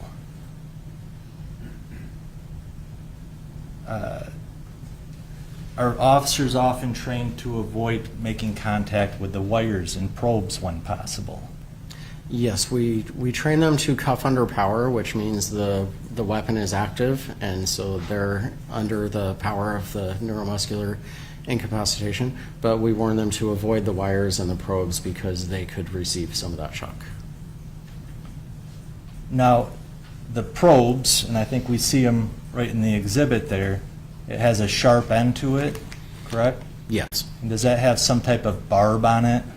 Yes, on the Taser 7 there's 2 barbs on it. Similar to like a fish hook, is that fair to Similar. say? Now, and you had mentioned that in order for the probe to have an effect on an individual, it does not necessarily have to penetrate their skin, is that right? That's correct. Due to the high voltage, we design it to be able to arc to the skin if it doesn't penetrate through.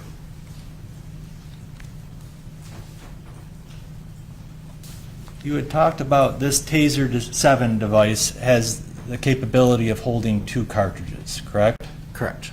And one of the cartridges is what's referred to as a close probe cartridge. Is that what it's referred to? We call it close quarter or close CQ. quarter. I'm sorry. Close quarter. Okay. And that cartridge gives the officer, the trained person, more of an ability to use and have that device be to be more optimal when within close ranges. Is that fair to say? That's correct. And as we watch that video there, it says 4 feet. Is that an optimal range? That's the optimal to create 12 inches of spread between the probes. Now, this optimal range, is that a distance that's created in the laboratory? It was more, I don't know if it was a laboratory, but yeah, it's in a test setting. There's been several studies that were done on effectiveness, and we call it motivation, where you get someone really motivated, they're going to try to ignore the pain and get to a task. And we see the difference areas on the body and the spreads between the probes, how effective it is in stopping them from going to that task. And the reality out in the field, though, officers can deploy probes at closer ranges than 4 feet. They're allowed to do. That's reasonable, correct? Oh yeah, and there's situations where you, even at a close range, say if someone's hunched over, you could still hit a probe and arm and get a lot of spread even though you're at a close range. So it's all depends on the situation. So 4 feet may be optimal, but you could still cause NMI even at closer ranges than that. Yeah, that 4 feet was just saying the probes will be at 12 inches at that point. And let's say the probes do hit very close to each other, maybe not optimal. Is there another third point of contact that the officer can use to create NMI? Yes, actually, we watched a video of a graduation video, and that was called a 3-point.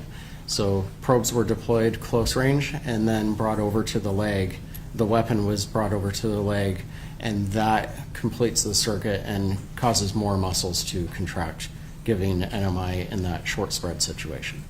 And when the officer initially fired the probes into the back of that dummy, was he approximately 1 foot away from the dummy? Yeah, he was close. Yeah, or closer perhaps? Yeah, possibly closer. But then he followed up with the drive stun to a different area of the body, correct? Correct. And that's an effective means of delivering NMI.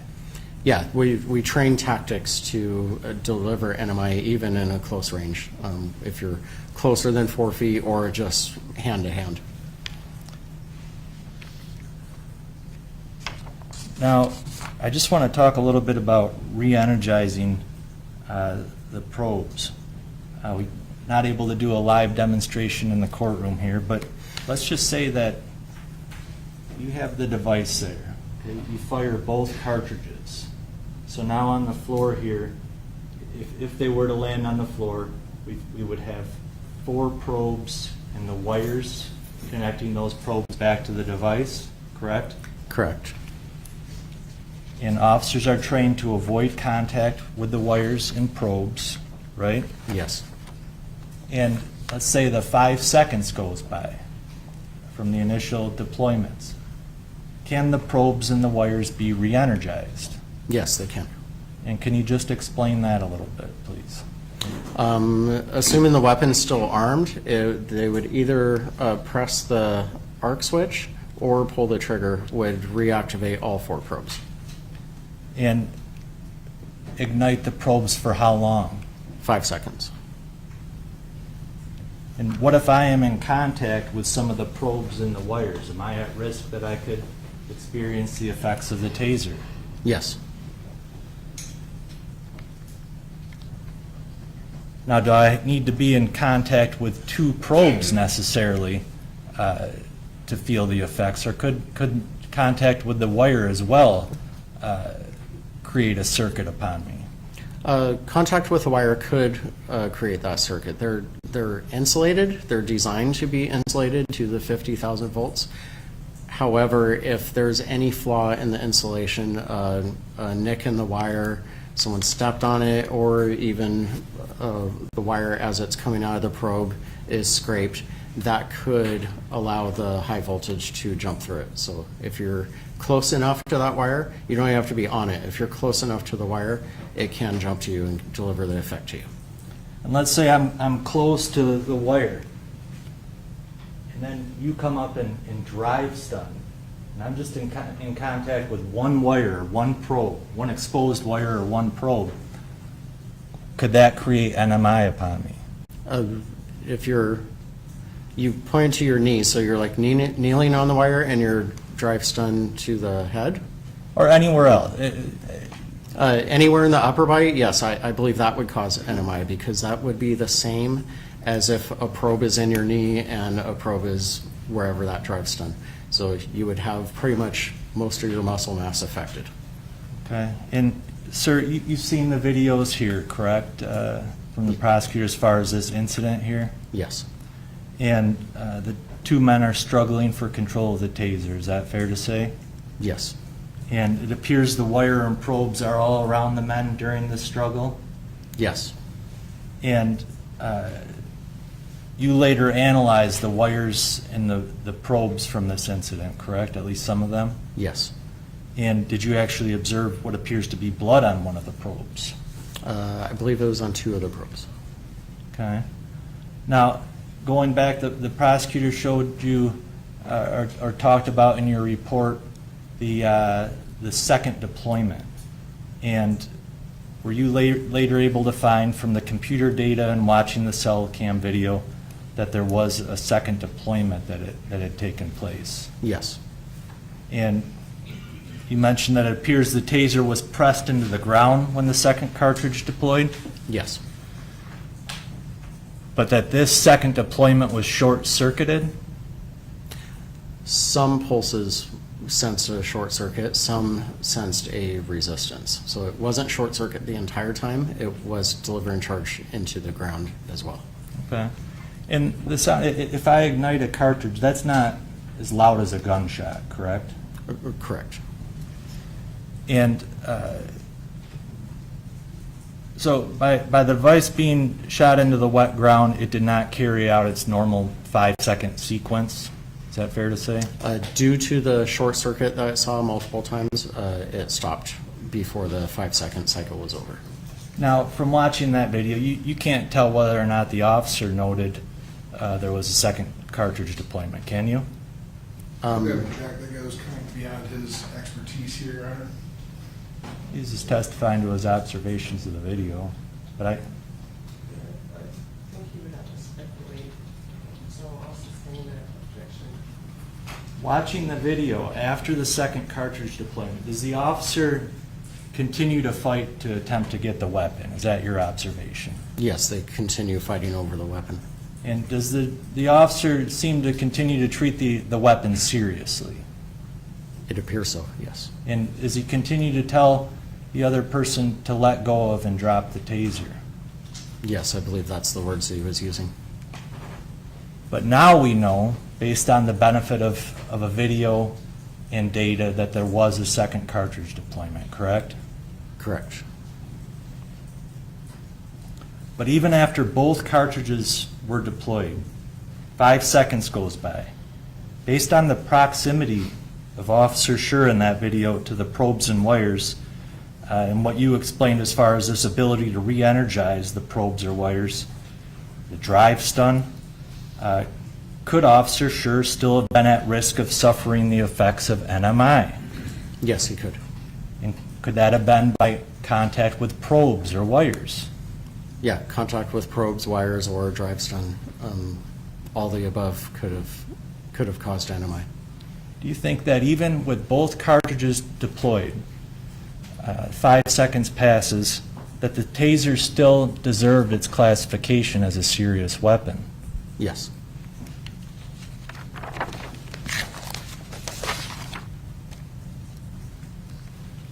Now, as far as the fact that the grass was wet, okay, and we've got the wires and probes amongst the parties, if the device was activated again, what could the wet grass have any effect as far as somebody perhaps feeling the effects of the device?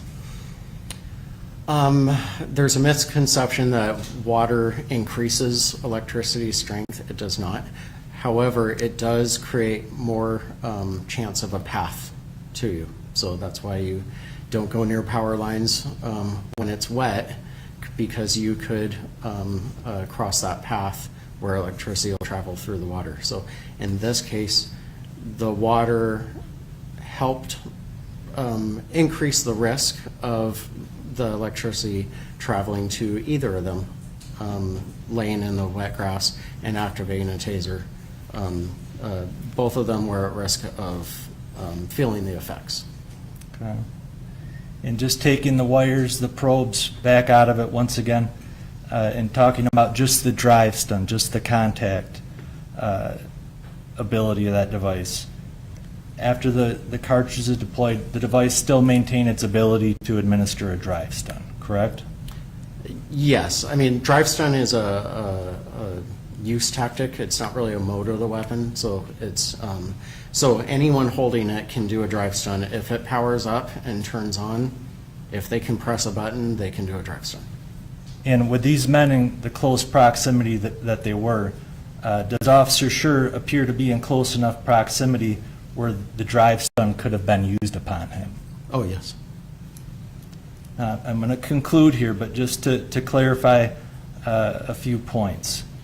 If the taser probes are deployed on a subject, they are at risk of suffering NMI for a minimum of 5 seconds. Fair to say? Suffering, experiencing, yes. Okay. And if a subject disarms a police officer or taser and deploys the probes at the officer, then that officer is vulnerable to perhaps have other weapons accessed or be assaulted. Is that fair to say? That's fair to say. If they were under the effects of NMI, they can't defend themselves or their equipment. the taser can still cause NMI at a distance less than 4 feet, particularly with a follow-up from the drive stun, correct? Correct. Not limited to that, but yes, definitely. If the probes are deployed at certain sensitive areas of the body, this may result in serious injury or death itself, correct? Yes, they're sharps with barbs, so like an injury to an eyeball. Not only is a puncture to the eyeball, but also it has to come out as well with a barb, so it can cause serious injury. An untrained person would be unaware of this sensitive area training. Is that fair to say? Yeah, I wouldn't expect them to be aware of it. Therefore, Axon would not necessarily consider a taser a less lethal weapon in the hands of an untrained person. That's correct. Just recapping, even after both cartridges deployed, as we now know is the case here, the Taser 7 maintains the ability to re-energize all 4 probes and wire by simply touching the arc switch or pulling the trigger, correct? Pressing the arc switch, yes. I'm sorry, pressing the arc switch. And if an officer is in contact with certain probes and or wires and the arc switch is pressed, then the officer is at risk of suffering the effects of the taser's electricity. Is that fair to say? That's correct. I think I've said it enough, but even after all cartridges deployed, the contact drive stun can work together with the already probes, wires on the ground to close the circuit and cause NMI.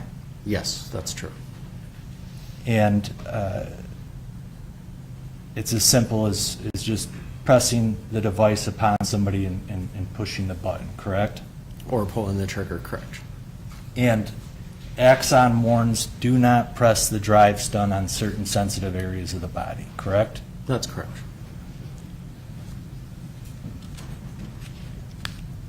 So even after both cartridges deployed, 5 seconds passed, the Taser 7 weapon still maintains the ability to deliver incapacitation, immobilization, or its contact drive stun can still be used on sensitive areas to cause serious injury or death. Yes, if it's activated again, yes. Okay. Just one moment, please.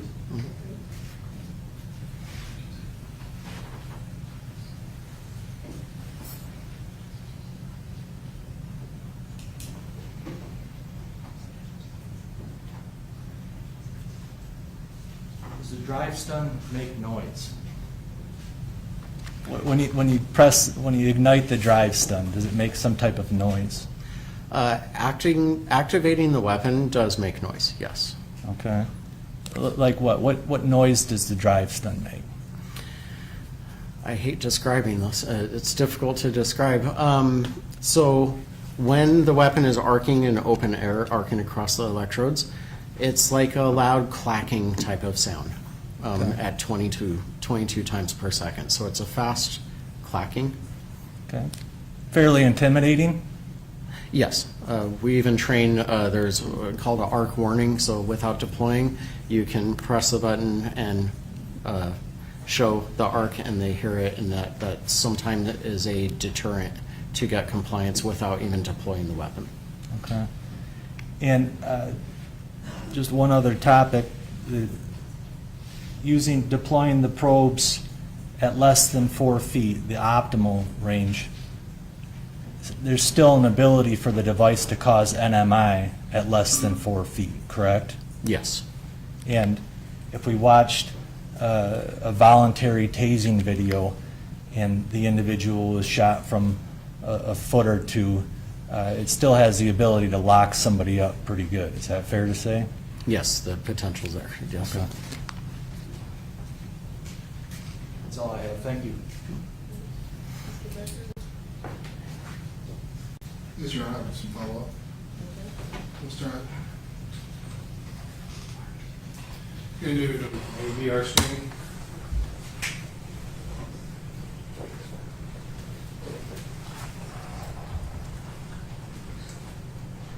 Going to go to Exhibit 1. You've seen this, obviously, you talked about in your testimony. You can cell phone video? Yes. Okay. This is more for noise, but you can also watch it too. Turn on that sound. Put the lights down. We're gonna start from the beginning or? Nope, it's gonna be 45 seconds, right? Thank you.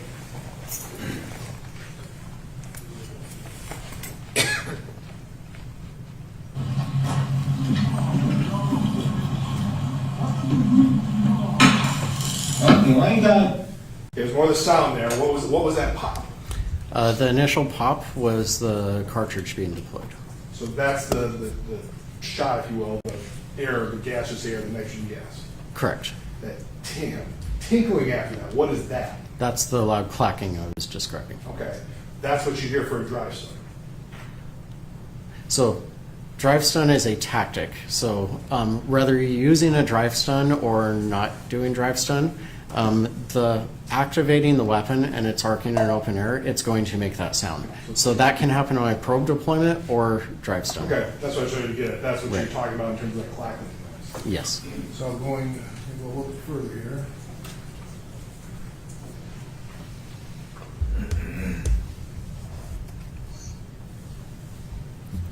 I'm going to go to 52 seconds then. Good, man. Let go the taser.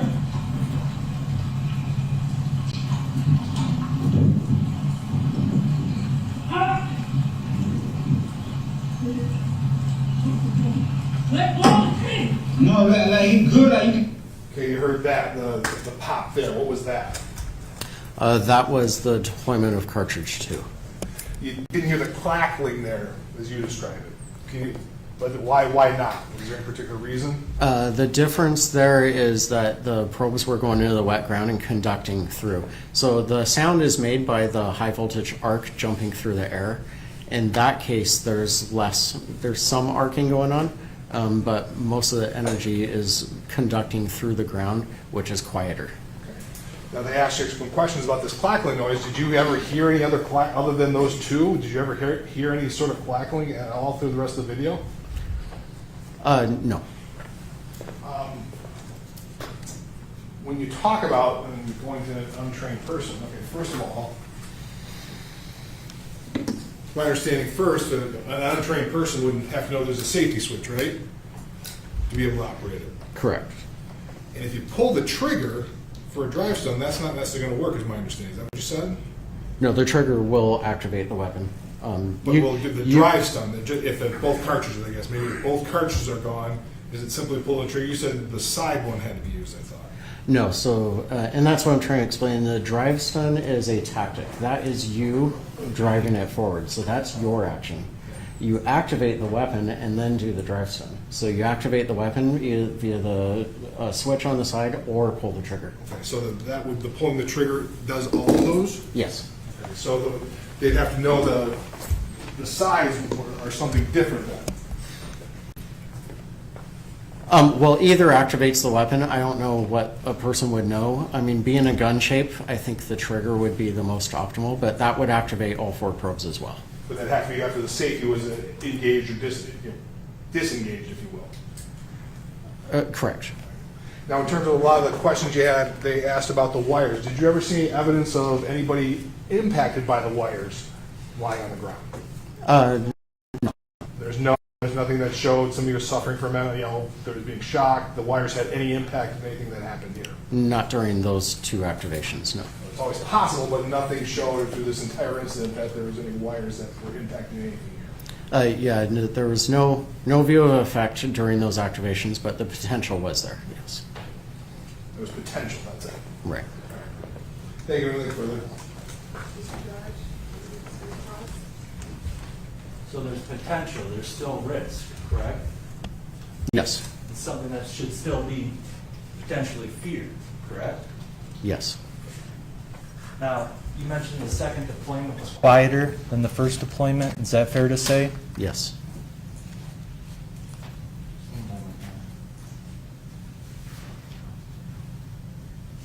That's all. Thank you, sir. Nothing further, Your Honor. I have a couple of questions. One, turning off the safety, do you have to do that each time you use the taser? Or once it's off, it's off? No, so when you arm it and say deploy 2 cartridges, if you do not place the safety in the safe position, it still can be activated by the press of a button. And then, do you have to hold the trigger down and using it as a drive stun, or do you have to hold the trigger or push the trigger and then hold it while you're using it? No, pull and release, it'll automatically go 5 seconds. In the drive stun? Drive stun or pro mode, it doesn't matter, it'll automatically go 5 seconds. Okay, thank you. Any questions based on that? No, you're not. And I guess, but just to clarify, to activate the drive stun, both cartridges are already deployed. You can simply press the trigger to activate the lightning bolt at the end of the device. Is that correct? To activate the high voltage, yes, it's trigger pull or arc button switch. Either one does the same thing. Okay. All right. Thank you. No, you're not. And I do see a juror has a question. I'll have our clerk come right after you.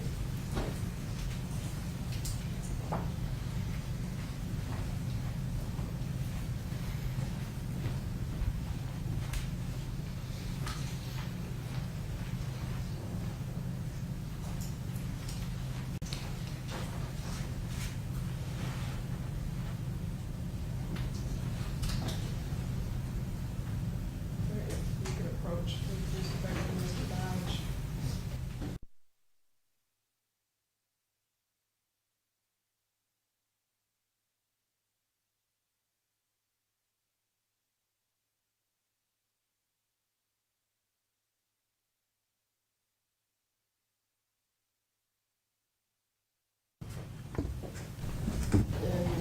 In the drive stun mode, due to the taser having dirt and grass, et cetera, on it, would that make it more or less effective? The dirt and grass on it wouldn't affect it. The dirt is porous, and anything porous, electricity can travel through. The fact that the dirt was wet as well really doesn't impact it at all. Any follow-up on that? No, you're not. No. I don't see any other hands raised. May this witness be excused? You may, Your Honor. Any objection? No. Thank you. Thank you very much. You are excused. And I think we'll take a break now. It's about 10:45. I don't believe your next witness is here. No, we do. The next one is, yeah. All right. So.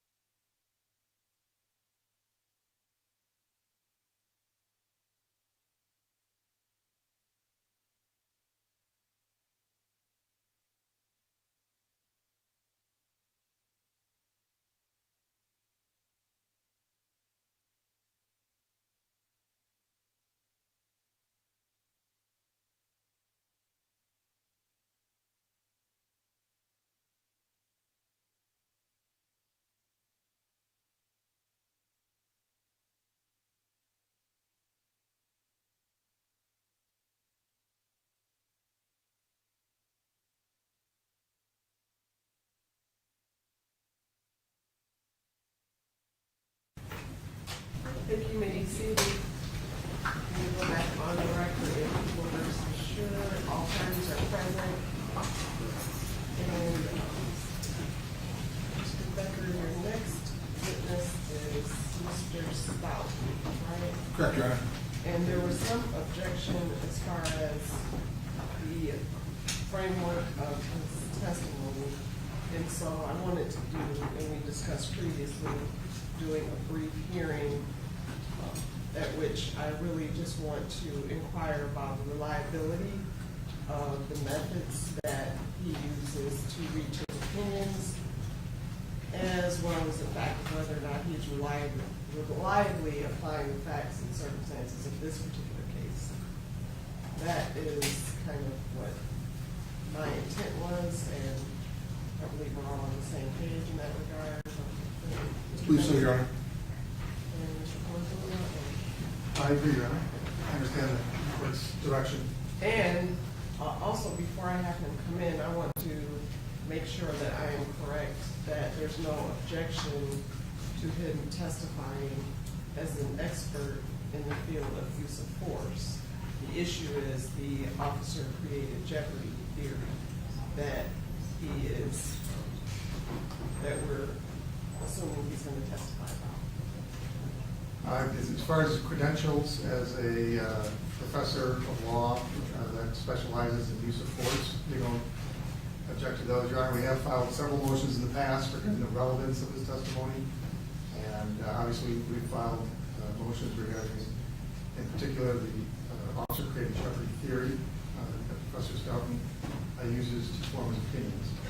And so we're not waiving any of those prior motions or objections, but as far as his qualifications as a professor, we don't object to those. I assume Mr. Becker's still going to put some of that on the record for the jury. So you're still objecting to him testifying as an expert? You're not saying that he's not qualified to be an expert, but you're still objecting to him providing testimony? We're objecting to the extent that his opinions are based on officer created jeopardy theory as irrelevant. And we've already put that in a motion. And we also are objecting that the officer created jeopardy theory is not generally accepted. And that, I believe that's what the purpose of this hearing is for. My understanding is the court has already deemed his testimony relevant in the past, as you denied our motion to exclude it based on relevance. But you wanted to revisit the issue of whether officer created jeopardy theory itself is generally accepted, and I'm going to limit my questions to that. Okay.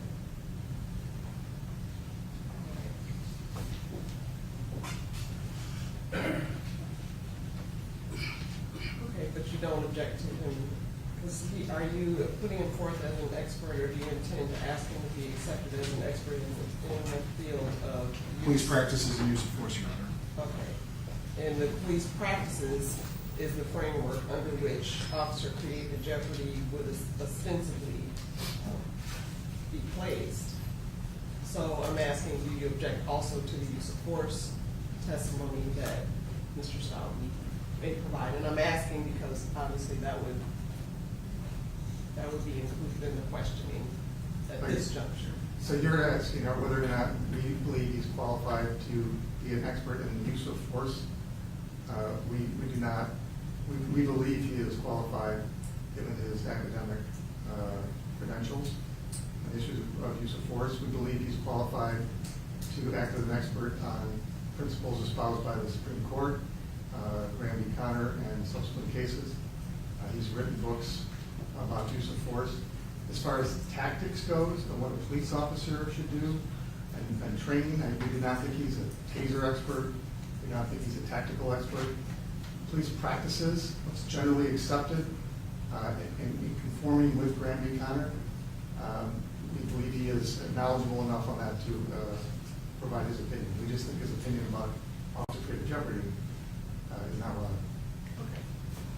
And so I think we have the kind of the ground rules, so to speak, for this portion of the questioning of Mr. Stoughton. So is he ready to? Thank you, Your Honor. And Ms. Blige will be taking the question for this portion, Your Honor. So you're going to people call Professor Seth Stoughton to say. Good morning. Morning. And sir, before you take your seat, if you could please raise your right hand, my clerk will swear you in.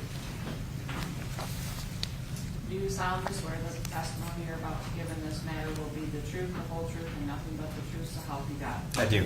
Thank you. You may be seated. Thank you.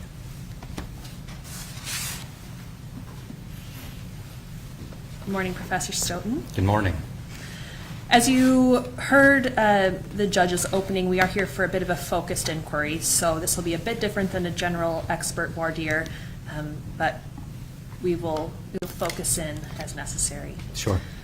Are you present in court today to potentially offer testimony as an expert in police use of force tactics? Yes. And did you prepare a CV in anticipation of testifying in this trial?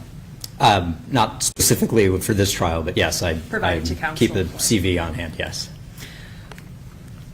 Your Honor, just for purposes of expediting today's hearing and jumping over qualifications, his resume updated version has been provided to defense counsel previously. Would you like to have a copy? We don't need a copy, and we understand we have a copy of it. May I approach the witness? Does this appear to be the most updated version of your CV? Yes, it does. Your Honor, the people would provide the court, just for purposes of this limited evidentiary hearing, with a copy of the expert CV. It's not marked as an exhibit. We don't plan to publish it to the jury. Probably do a Roman numeral 1 for it. For the evidentiary hearing. And is there any objection to it being admitted for that purpose? As exhibit Roman numeral 1? No objection.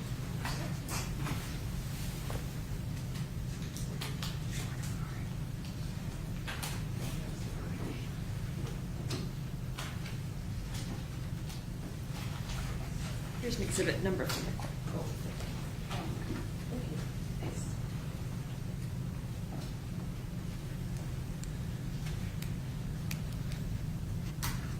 And just briefly, Professor Stoughton, where do you currently work?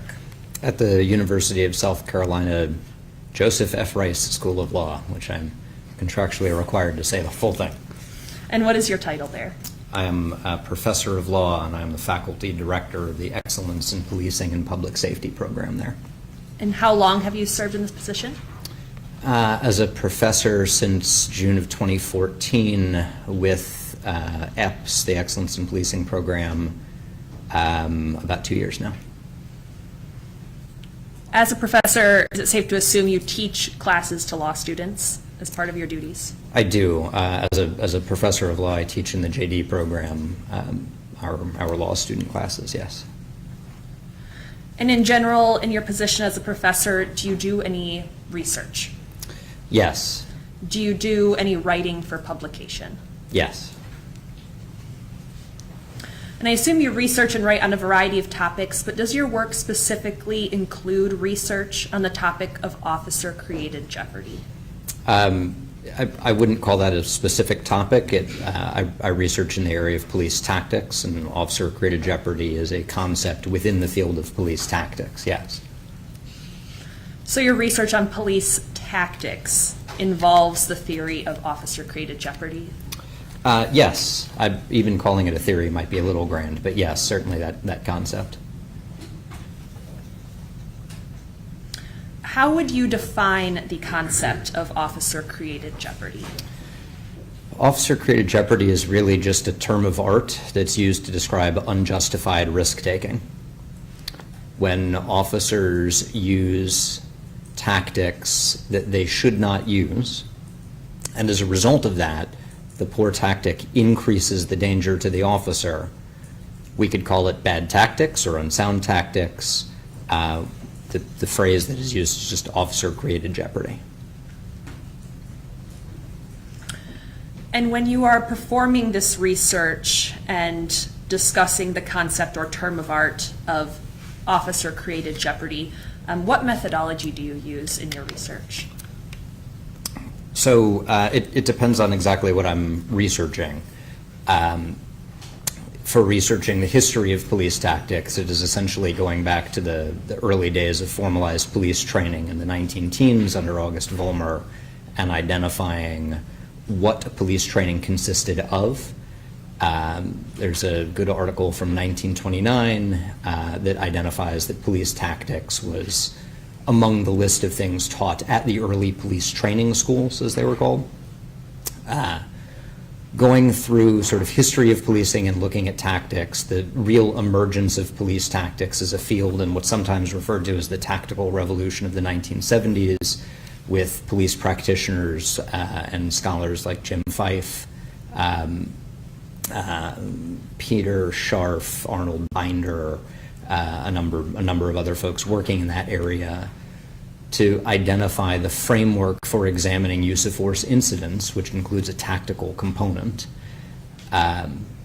and looking at more modern practices.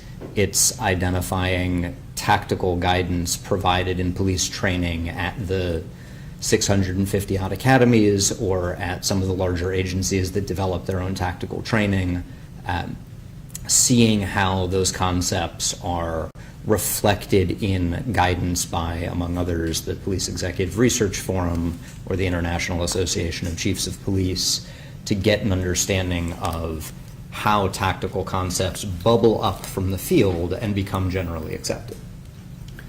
So your methodology includes examining how these police tactics have evolved over the course of history. Oh, sure. Yeah, absolutely. There have been some very notable changes in police tactics. And one of the things that's important in examining any particular incident is identifying what the tactical guidance was at the time. If you looked at active shooter situations prior to 1999, the tactics were different than active shooter response today, for example. And at what point does your research reveal that the concept or term of art officer-created jeopardy entered this police tactics discussion? Yeah, again, it's just a term of convenience. It's a term of art. That started in the 1990s, mid-1990s with the Savannah Police Department. They're the ones who first introduced that concept. Or I should specify, termed that concept officer-created jeopardy. There were discussions of the concept well prior to that, but that wasn't the term until the Savannah Police Department introduced it. So the concept has existed historically, but the term originated approximately 30 years ago. Is that what yeah, that's about right. And when you're researching in the area of police tactics, what are the sources from which you draw your conclusions? So again, it depends on exactly what I'm researching. For historical practices, it's historical training documentation. I don't really do qualitative work in this area, so I'm not interviewing people about what tactics used to be like 30 years ago. I'm usually looking for tactical training manuals. Most of those resources are not academic in nature. Most of them are practical or practitioner resources. So some of the early publications by Caliber Press, like Street Survival or the like, that sort of channeled popular understandings of tactics in the 70s and 80s. More modern research looking at police agency policies, looking at organizations, again, like the International Association of Chiefs of Police or the National Police Foundation or the Police Executive Research Forum, to see how they are writing and describing practices that have bubbled up from the field. Along with looking at training documentation, agency policies, there's some use of, say, popular police media. So tactical articles on websites like Police Magazine or the like, not to identify any of them as a definitive source. They are not, no one article is a definitive source, but when you see the same sort of baseline message of this is the scope of professional practices at this point in time, that's how you identify a generally accepted practice. So do you survey all of these different publications to source your eventual research conclusions and opinions? Yes, both the academic literature, the professional organization literature, and the practitioner literature, yes. Are these sources nationally recognized among the expert community?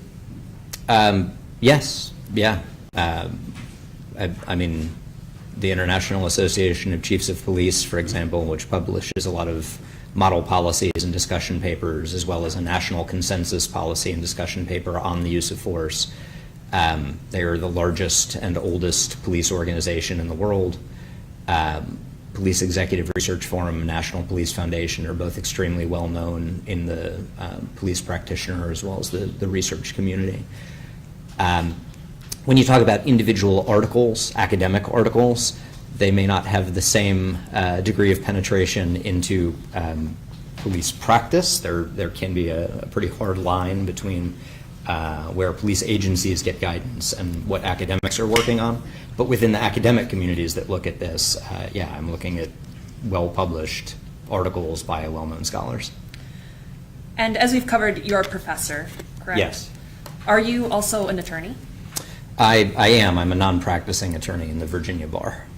And does your experience also include experience as a law enforcement officer? Yes, it does.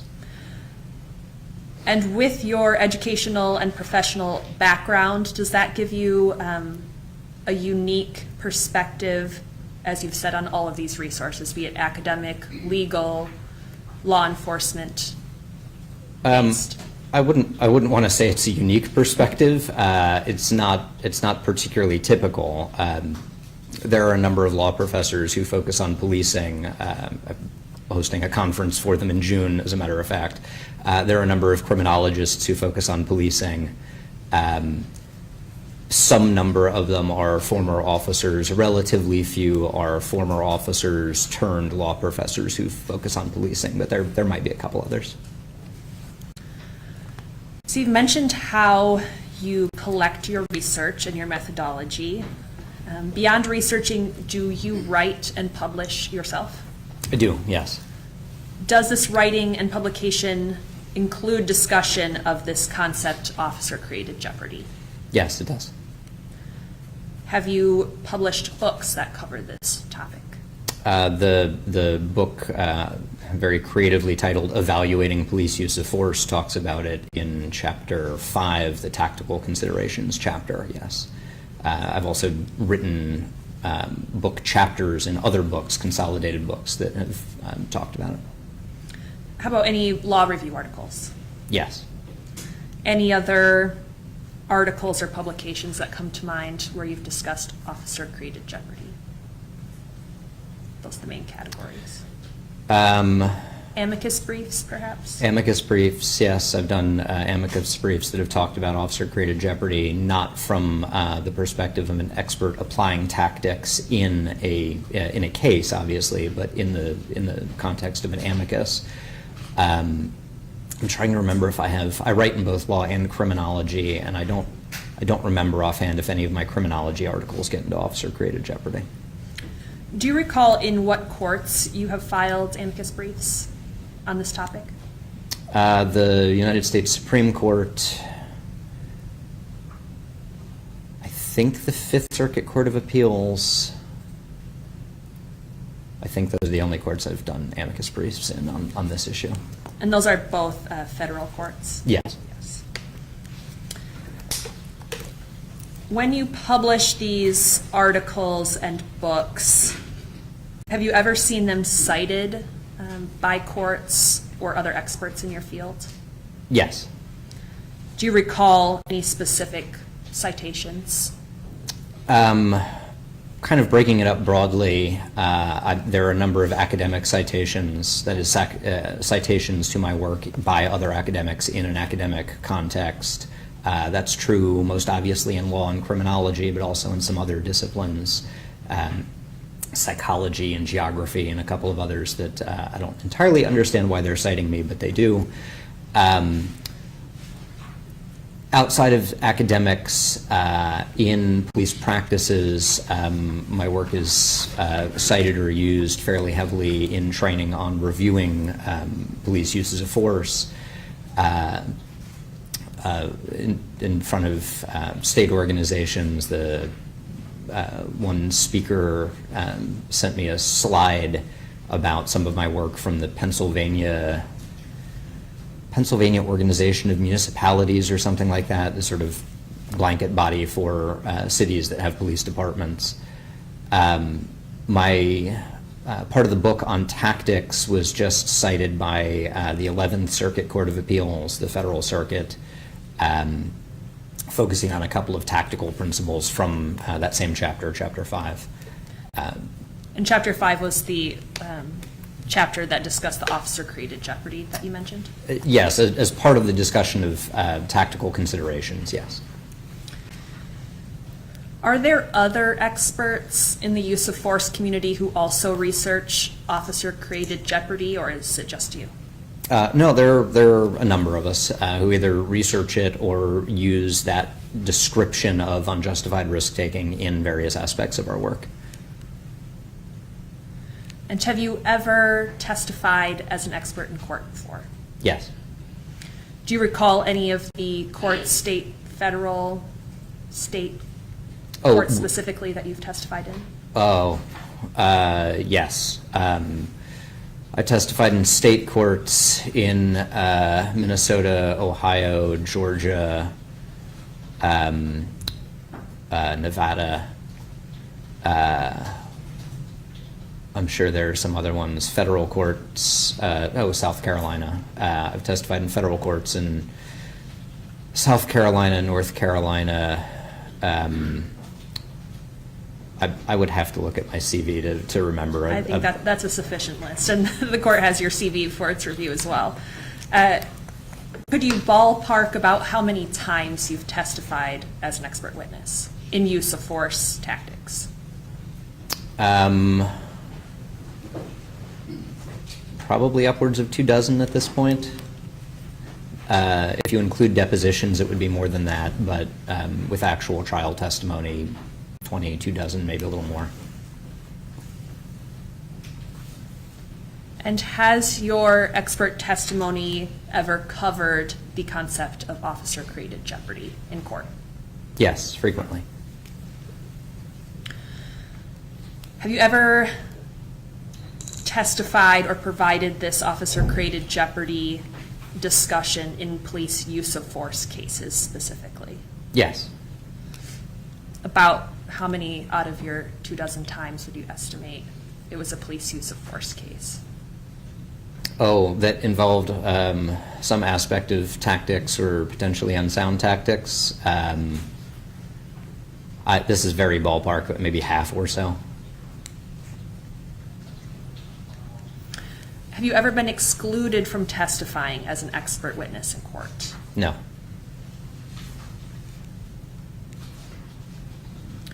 Do you ever teach or train others regarding this concept of officer-created jeopardy? Yes. And in what context is that? So I teach use of force review and evaluation in the program that I run at the law school. We have a week-long course on critical incident and sentinel event review that covers aspects of reviewing use of force. So we talk about the role of tactics in use of force. I think we mention by name officer-created jeopardy, but only relatively briefly. Again, that's just a term of convenience more than it is an actual self-defining separate thing. I have twice taught at the Washington, D.C. Metropolitan Police Department's Police Leadership Academy on reviewing use of force. They have between 70 and 80 officers from all over the country, and actually all over the world. They have 6 or 8 officers in every cohort from other countries. And in that discussion, similarly, I talk about considerations in use of force review. That includes tactics, including this concept of officer-created jeopardy. I've done, I don't know how many speaking presentations to shorter audiences instead of a full-blown course or something like that for judicial audiences, legal audiences, police, executive, or officer audiences. A lot, many of which touch on this concept of tactics as it relates to use of force. Does that dovetail at all with your experience providing subject matter expertise or consulting services? In some sense, yes. They cover some of the same topics. There is a distinction. There is a difference when I'm teaching a course, especially one of the courses for police executives. The focus is not on identifying generally accepted practices. The focus is on sort of building up best practices, and there's a noticeable difference between best practices and what is generally accepted. My role as an expert is not to identify what the best practices are and hold officers or agencies to that standard. My role as an expert is to identify what's generally accepted and at the time of the incident or decision. Same topic, different standard, different role, if that makes sense. So you mentioned generally accepted police practices. Could you provide a bit more of a definition of what that means? Not best practices, as you said. Sure, yeah. So generally accepted practices is really the sort of common elements of professionalism. It's the standard of care in policing. We just happen to not use that particular phrase. It's the idea with generally accepted principles or practices, and I can separately define those. These are concepts or protocols that have, again, typically bubbled up from the practice of policing and become so commonly accepted that more or less, to put it very colloquially, if you went to any reasonably trained officer anywhere in the country and said, is this more or less the way you do things, they would say, yeah, that's more or less the way we do things. Not everything in policing has a generally accepted practice. And even within generally accepted practices, there's often a fair amount of room for variation. But there are still both sort of floor and ceiling, or maybe a better way to put that is there is a minimum level of professional expectation. To meet the expectations of the professional community in policing, an agency or officer should be doing this thing or not doing that thing. Would you classify officer-created jeopardy, I guess put it this way, is the concept of officer-created jeopardy incorporated into generally accepted police practices? Properly defined, yes, absolutely. Understanding officer-created jeopardy as unjustified risk-taking, yes, completely.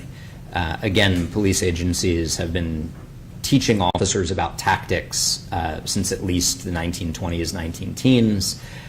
There's been both academic and popular focus on it in the 70s with that concept of tactical revolution that I mentioned. Yes, understanding tactics as a tool to keep officers safe and as a result to keep communities safer. Officer-created jeopardy is certainly generally accepted. It's not always understood in that term, right? But again, that's why I'm defining it here, or specifying that it is a term of art. An agency might not have anything in their policy manual or training that says officer-created jeopardy, but they certainly have things in their policy manual and training that talks about tactics, the need for good tactics, the need to avoid bad tactics, the result of what bad tactics can be, making a use of force more likely or exposing an officer to danger. So yes, all of that is generally accepted. Could you give us a quick example of a tactic that incorporates an officer-created jeopardy concept? Yeah, so the easy one and the one that we use in the book is stepping into a vehicle's path of travel. Stepping immediately in front of or immediately behind a vehicle, especially a moving vehicle, but even leaving that aside. The tactical analysis here is relatively straightforward. You ask what are the potential benefits and what are the potential risks. The tactical benefits of stepping in front of a moving vehicle are minimal. You're not going to stop that vehicle, right? Just as a simple matter of physics, vehicle beats person all the time.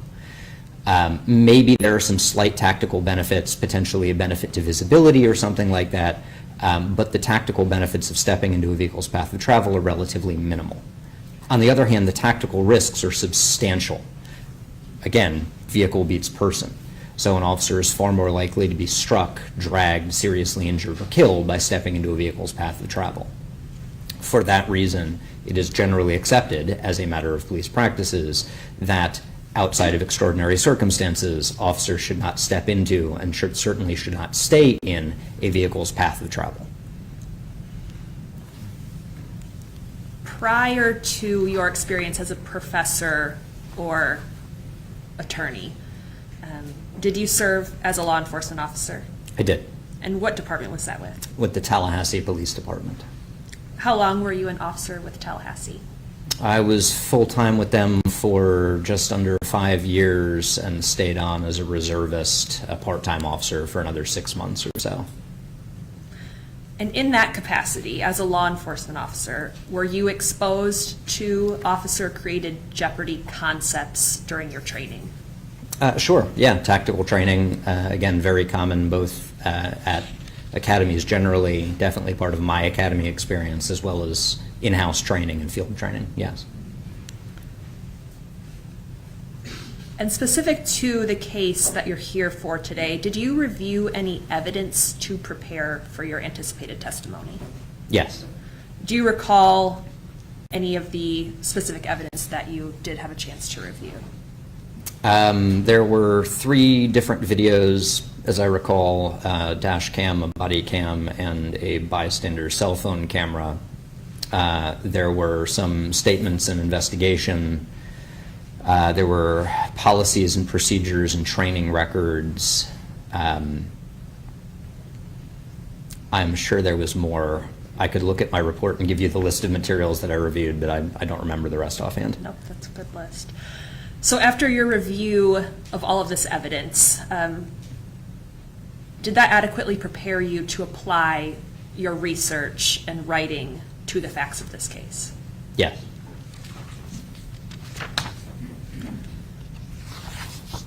One minute, Your Honor. No further questions at this time.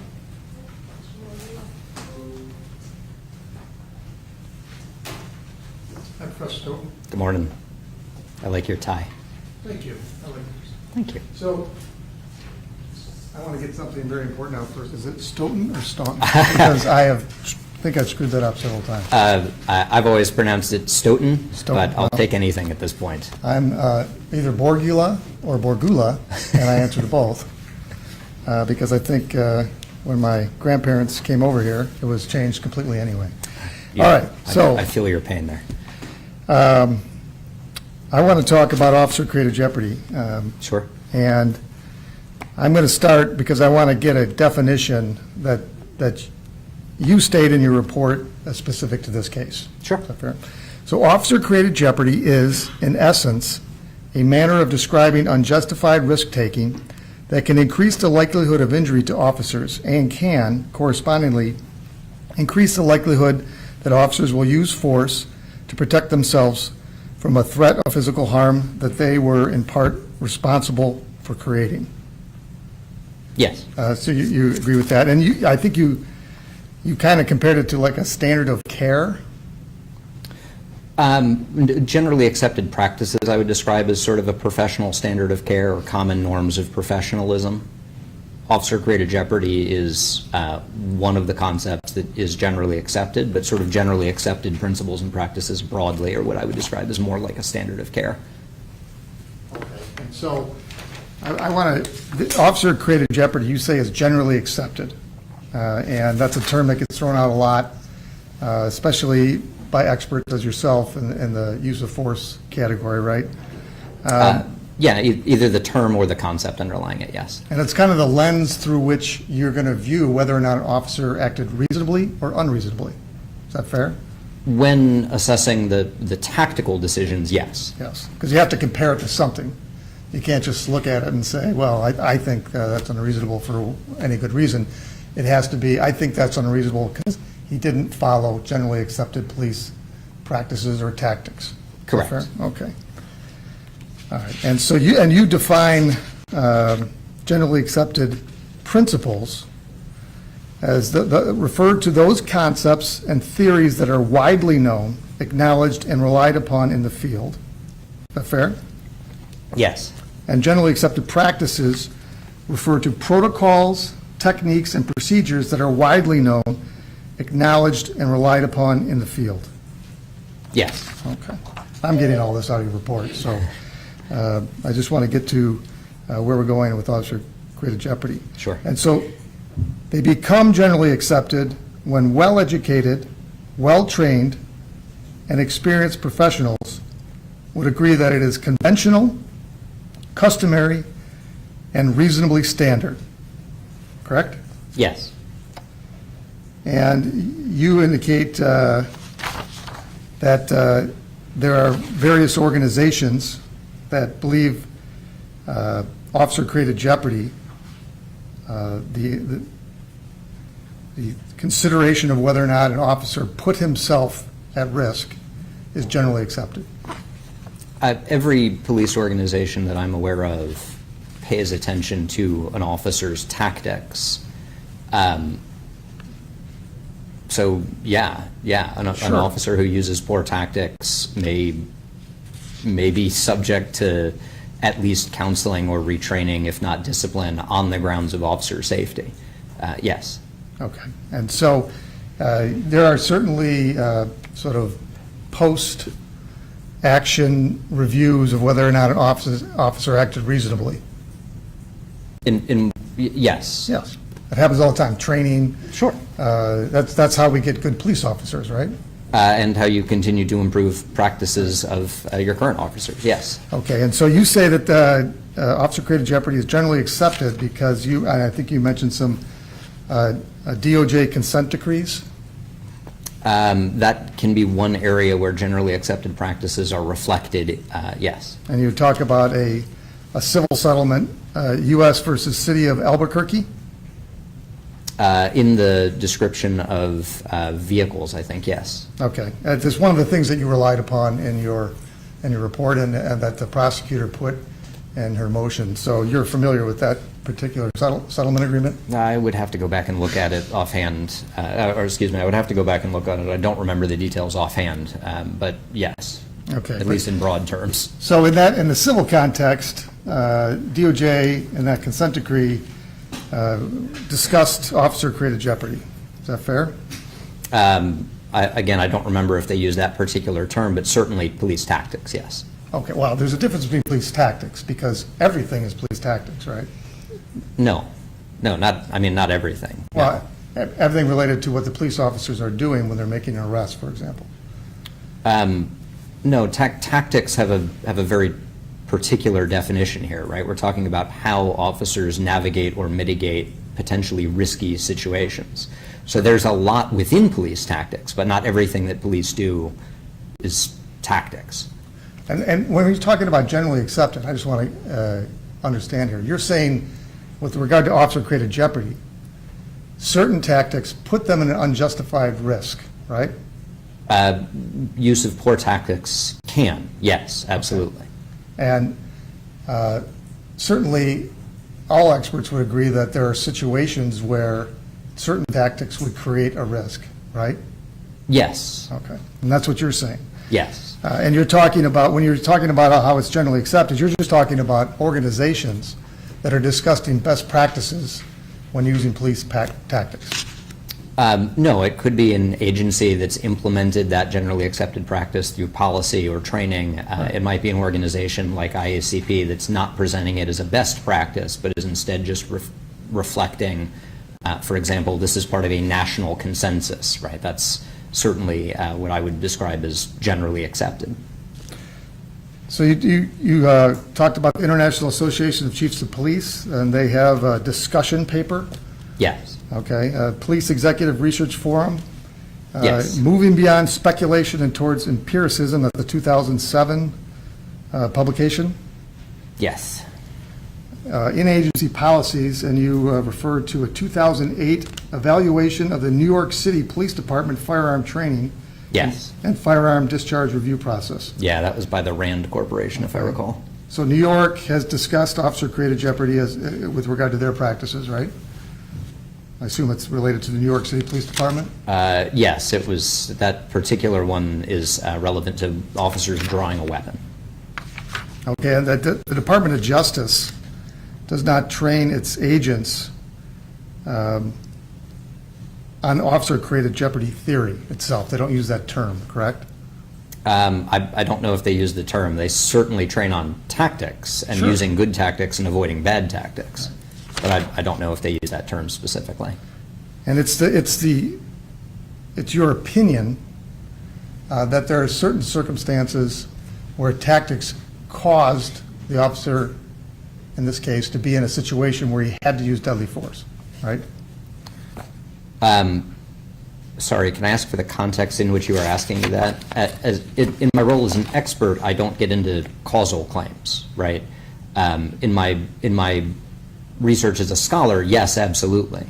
But as an expert, when you get into things like but-for or proximate causation and what is responsible, right? Who is responsible? That is beyond my scope. What I'm analyzing is an officer's tactics at the time, and regardless of what happens after, an officer can use a poor tactic that is officer-created jeopardy, that creates an unavoidable and unjustified risk, kind of regardless of what happens after that. Well, I'll give you some context, because you wrote a report. You and Nicholas Bloomfield wrote a joint report. Yes. For this case. Yes. And you have 7 opinions with subparts, right? Yes. Okay. Can you tell us which opinions you're going to be providing as part of your testimony? I guess that depends on which opinions I'm asked about. I would assume potentially all of them, but I don't know which opinions I'm going to be asked about specifically. It's my understanding that you're going to separate the joint report into different opinions. Is that not your understanding? I try not to get into issues of advocacy. I'm happy to talk about whatever is within the scope of my opinion and report, but I don't know specifically. I can tell you sort of in a broad sense, I don't know if that gets into issues of discussions that I've had with the prosecutor or not. Okay, well, and I don't want you to get into those. I thought you might have an understanding of what you're going to testify about, in particular to your report. Can you tell us how officer-created jeopardy influenced your opinions or became the opinion in your report? Which opinions are related to officer-created jeopardy? Sure. There's the opinion about the brief foot pursuit after the initial sort of hands-on and pulling away, where officer-created jeopardy is a component of that opinion. There's an opinion relating to the deployment, of the Taser, where officer-created jeopardy plays a relevant role.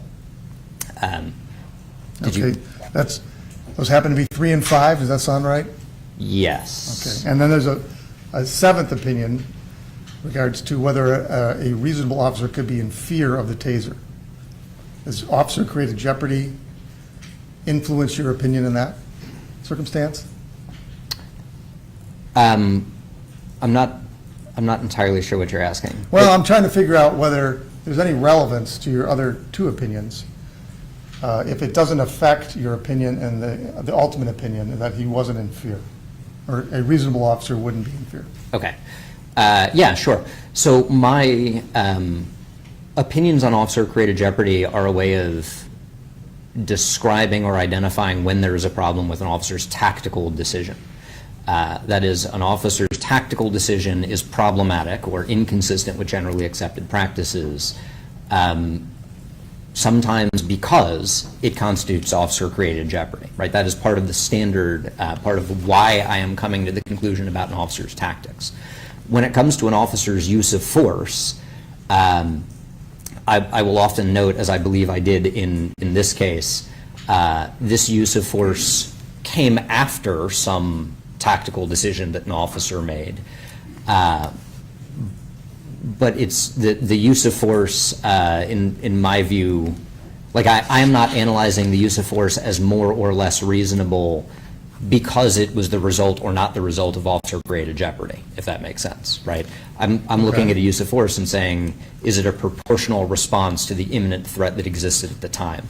And we can sort of segregate out why did that threat exist at the time? Was it a result of officer-created jeopardy or not? That might be legally relevant. So But that's, in a case where I'm retained as an expert, that particular question is above my pay grade, right? It is not my job to figure out what is legally relevant. I'm just analyzing an officer's actions at different points and comparing them to this generally accepted principles and practices. Okay, and you were asked whether or not the foot pursuit was reasonable, and you gave an opinion Yes, in the report, yes, and you anticipate you could testify about that. And you also were asked to give an opinion about whether or not using a taser in close range was reasonable, and you gave an opinion. yes. Okay. Do those opinions have any relevance to the ultimate question for this court, whether or not Officer Schurr was reasonably in fear? I'm not trying to be squirrely on this. Again, I think that's a legal question. The question of relevance is a legal question and not one that I'm in a good position to answer, right? Okay. Whether it's legally relevant, I don't know enough about Michigan law to say. I'm not here to apply Michigan law. Could it be? Sure, there are definitely jurisdictions that apply an officer's actions prior as relevant using sort of standard but-for and proximate cause concepts, but that's not my role as an expert to do. Okay, so you don't know whether or not it has any relevance? Yes. Okay. And you say you're not following Michigan law when you form those opinions? I'm not an expert in Michigan law. I'm not holding myself out as an expert or applying Michigan law to the point of saying this is criminal, this is not criminal. That would not be appropriate, or even, right, this is consistent with Graham v. Connor, or this is a Fourth Amendment violation. This isn't a Fourth Amendment violation. That would be inappropriate for an expert. Okay. And so you talked a lot about scholarly articles, making it generally accepted. You talked about 2 amici briefs. I never know, is it amicus plural, or is it amici plural? I think amici is the plural. It just sounds right, but I don't know if it is. So I'm- you've filed 2. 2 of them just in the Supreme Court that touch on issues of tactics. One of them in the Fifth Circuit that touched on tactics to some extent, yes. The Fifth Circuit case was Barnes v. Felix? The Fifth Circuit case, but I filed that, so that's a Supreme Court case. The amicus was in the Supreme Court case. Did you file an amicus in the Court of Appeals as well? No, the Fifth Circuit case there I think was TIMPA, T-I-M-P-A. Okay, and that was a civil case, Barnes v. Felix? Yes. And there, I mean, the issue was the moment of the threat doctrine. Would you agree? Yes. Okay, and what you're looking at as to whether or not the totality of circumstances includes, in this case, the officer jumped in front of a car. Yeah, that- jumped onto a car, yes. Jumped onto a car. The person that had been pulled over, or at least called the police, I believe started moving forward just a little bit, and the officers like jumped on the car. Correct. And then the guy took off, and the officer was like, I got to shoot him now because I'm going to die, right? Yes, more or less. And it goes all the way up to the Supreme Court, and you would agree that a lot of people were interested in that case, right? Oh, sure. And the reason it goes to the Supreme Court is because it's an unsettled issue of law. Yes, there is a circuit split on Right. particularly this moment of threat doctrine, yes. Right. And so, and the Supreme Court, as they often do, they hear all this argument, they give amicus briefs, they got DOJ, everybody seems to be involved. And did you listen to the oral arguments? I did, yes. Okay, and the Supreme Court's like, we're just going to define this very narrow issue because they don't really want to decide officer-created jeopardy right now. Is that fair? Until the opinion comes out, I don't know what they're going to do. There Would was you agree with certainly. my assessment? So Justice Kavanaugh seemed to be looking pretty broadly and wanted to talk about whether the officer's actions were reasonable. There were other justices who just wanted to, or at least were asking questions that I would indicate they are more interested in. Could we just say moment of threat doctrine is not a thing without getting into any broader questions? As always, the court is not an it, it's a they. So different perspectives, and I have no idea where that case is going to go. Neither do I. I can't predict the Supreme Court. I just listened to Yeah. the argument as well. And, you know, to the extent officer-created jeopardy came up, you had both sides saying, well, this isn't about officer-created jeopardy, at least because they wanted the case to go forward if you're the plaintiff, and it's a civil case. Yes. And the defense, they were like, we don't want this to become the standard, justices, because that is not where we think the law is. And so both sides were arguing that. So would you agree with me that at least the Supreme Court has not decided whether officer-created jeopardy is settled law? As a matter of Fourth Amendment law, the Supreme Court has not clarified whether, for purposes of establishing the reasonableness of an officer's use of force under the Fourth Amendment, whether you include an officer's pre-seizure actions, that is, actions before the use of force, or not. Okay. Yes, I think that's fair. There's a roughly 8-4 split on that. This Barnes v. Felix may give us an answer. We'll find out. I don't think so, but we'll see, right? So, and I did read your brief. There's a lot in there about officer-created jeopardy and, considering the actions of the officer in a Fourth Amendment context. All right, but we don't know whether or not how that's going to come out just yet. Now, you've mentioned some scholarly articles. I noted one by Professor Cynthia Lee. She wrote an article just 2 years ago or so on the issue. Yes, that was the most recent one. I think it was 2021. Time flies. Yes. Yeah. So, but in there, she's asking for courts and to be generally accepted this reform effort, as she put it, because it was not an articulation of the current constitutional or law enforcement standards. She's urging the U.S. Supreme Court to, quote, go above the constitutional floor and consider the officer's pre-seizure conduct to assess the reasonableness of deadly force. Yeah, I read her article to be arguing, particularly in cases of criminal liability, but liability more broadly, that applying these concepts of but-for and proximate causation, an officer's culpable conduct prior to use of force should be part of the evaluation for use of force. Okay. Yes, that's what I read her argument to be. And you brought up criminal cases. There has been applications in other contexts where you sort of balance the negligence or recklessness of the officer versus what the suspect was doing to sort of determine whether or not, in the totality of circumstances, the officer's actions were reasonable, right? Like qualified immunity cases? With Fourth Amendment qualified immunity, we're looking at an officer's actions as objective reasonableness, so we don't actually look at individual culpability in the sense of like mens rea, right, with specific mindset. We're just looking to determine whether their actions are objectively reasonable. In some states, under their civil or criminal standard, they might apply that particularly with reckless behavior that results in a homicide or use of force or something like that. Sure. And then, so an officer's reckless behavior could be considered in 1983 actions. That's another context. So that it maybe it can be, at least sometimes. It depends on whether let's say that there isn't a use of force and we just have reckless behavior. It depends on whether that reckless behavior is an independent Fourth Amendment violation or a violation of the ADA or something like that the 1983 provides a cause of action to. It may not, right? It may not establish an officer's reckless behavior without, say, harm to a civil plaintiff might not amount to a Fourth Amendment violation where there is a plausible 1983 claim. Okay. And even in those contexts, there's a lot of learned discussion on whether or not that should actually apply in civil contexts. Is that fair? Sorry, whether you should consider the unjustified risk of the officer.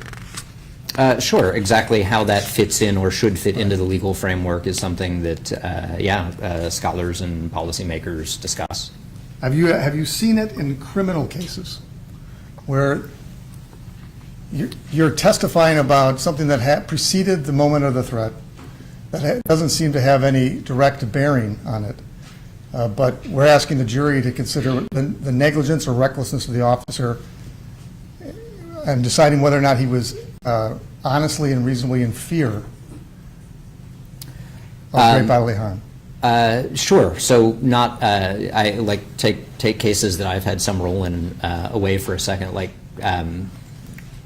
California's standard, for example, for recklessness or negligence includes not just the moment at which force is used, but the actions by whomever, including an officer, right, that foreseeably create those conditions. And if someone's actions, I forget what case that is in California, but if someone's actions foreseeably create the conditions in which they shoot someone, right, then we say, okay, well, were those actions reasonable? Because if someone acted recklessly at point A and that led directly to them taking a life at point B, then again, this is just a fairly straightforward application of but-for and proximate causation. Right, and they're in a California case, I don't know the name of it, what you're talking about either, but you're talking about whether the actions at the time deadly force was used were negligent, because it could be negligent homicide or something like that, right? Sure, yeah. Okay. How many cases, any cases in Michigan that you're aware of? No. All right. None. I'm neither aware nor not aware of any. Again, I did not research Michigan case law for this at all. Any second-degree murder cases of which you're aware? In Michigan? Anywhere in the world? Yeah, Colorado just convicted an officer on what would be the idea was tactical errors early in the. This is the conviction of Buen, B-U-E-N. That is a case that I worked on, and the verdict certainly suggested that the theory was tactical errors that led to the use of force created that and were culpable. So they had a verdict form that said that? No, it's the. I forget what it's called in Colorado law, but it was it was not like the intentional. It wasn't the murder statute or the voluntary manslaughter statute. It was whatever Colorado has as their other version of that. Negligent homicide? I think it might have been whatever that something like that. A self-defense case to murder. Have you seen that anywhere? Sorry? Well, this is a murder case. And Officer Schurr is charged with second-degree murder. Right. I'm sorry. Intentional killing. I just didn't understand the question. Okay. And the defense is self-defense. Okay, I see. Okay. That he was justified in using self-defense because he honestly and reasonably believed he was in fear. Okay. Okay. Have you seen an examination of the conduct that you might have believed or some other expert might have believed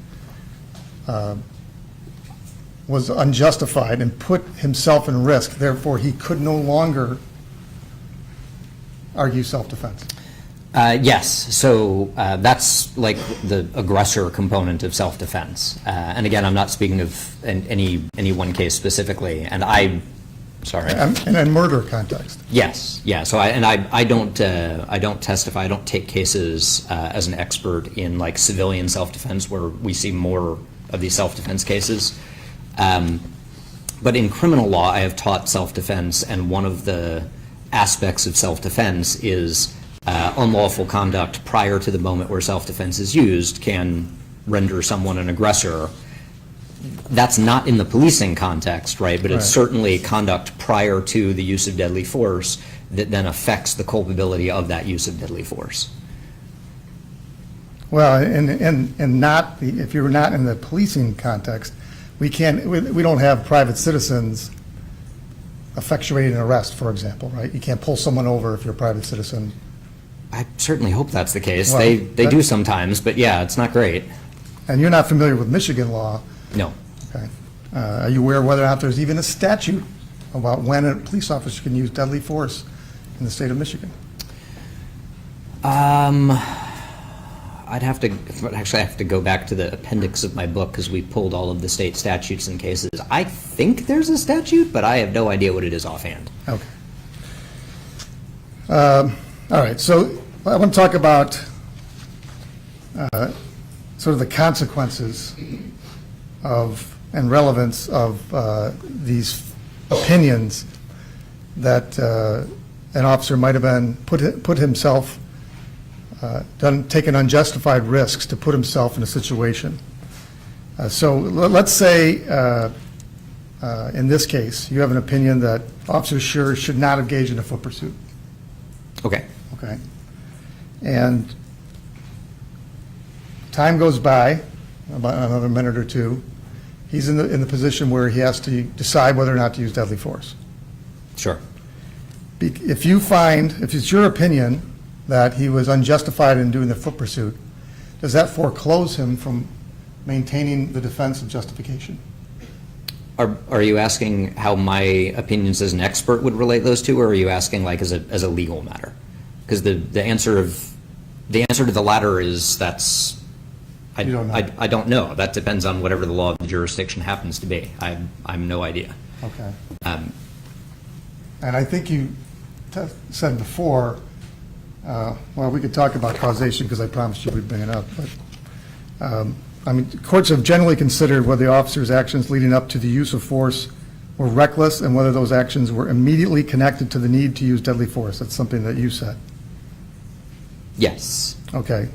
So they considered whether there's basically proximate cause, right? Yes. Okay. So if you're finding that he shouldn't have engaged in a foot pursuit has no proximate cause, is there a cause between the foot pursuit and the fact that he had to use deadly force later on? Again, sorry, can I clarify? If you're asking about sort of the scope of my opinions, I don't get into proximate cause at all, right? I'm just analyzing separate points, separate decisions, separate actions separately.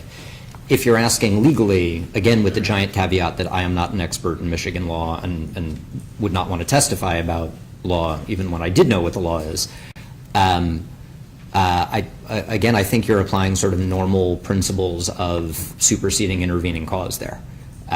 That is, you have an event that is culpable in some way that is a but-for cause of the ultimate result. Is it the proximate cause? I don't think there's anything sort of special about applying superseding intervening causes. Okay, so that's like academic law professor answer. I apologize, but in terms of as an expert, I'm analyzing what happened, what the officer did at point A, what the officer did at point B, and I'm not saying anything about point B. Sorry, let me rephrase that. I'm not saying anything about point A when I'm talking about point B. Okay, so you're segregating these opinions. I am. You're looking at kind of like sort of with blinders on, okay, I'm going to look at the foot pursuit. Was that done properly? Yes. All right, and you actually broke it down into 7 opinions, 4 of which, or 3 of which, you thought the officer did act reasonably. Yes. The stop.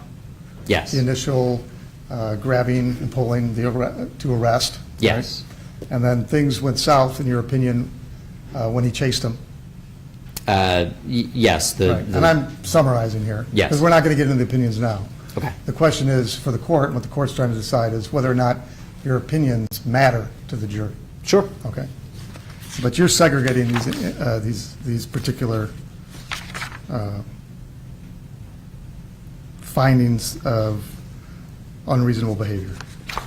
Yes. So I mentioned in, sorry, I forget which opinion number it is. I think it's 4 offhand, about the sort of use of the empty hand strikes and knees, right? I mentioned in that opinion that occurred because of the foot pursuit, but that's not what my opinion rests on, right? Like you could take the foot pursuit out of the picture entirely and still have that opinion. The ultimate opinion.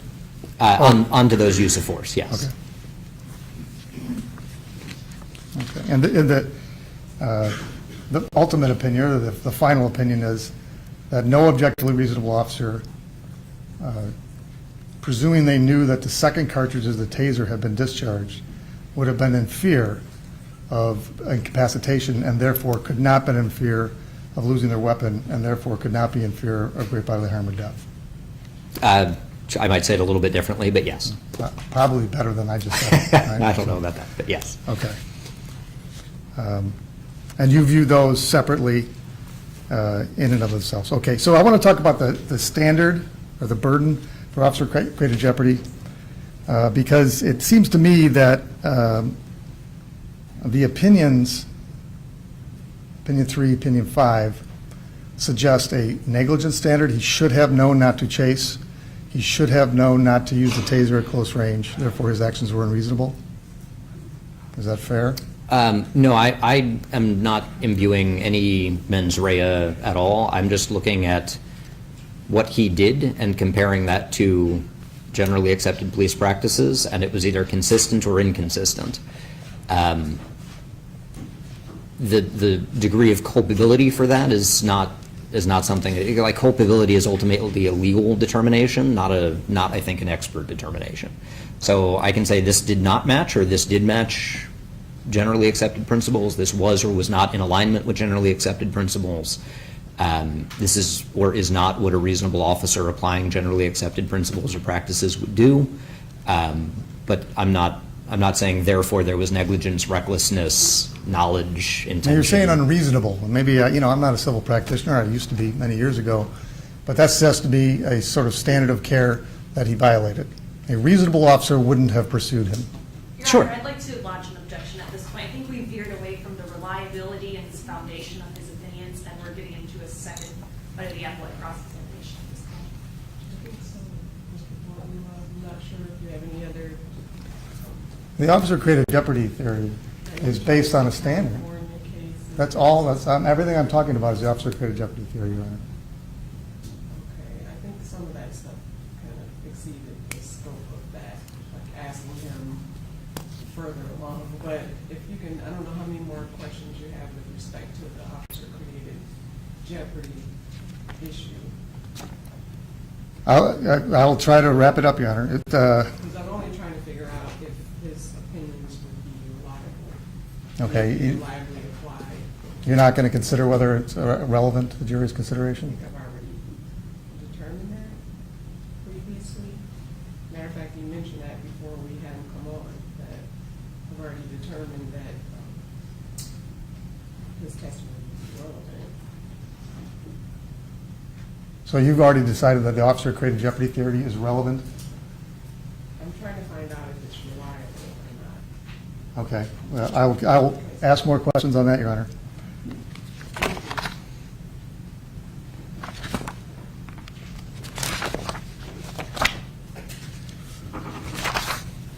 All right. Well, and to go back to whether or not it's generally accepted, you've heard of Force Science, the agency?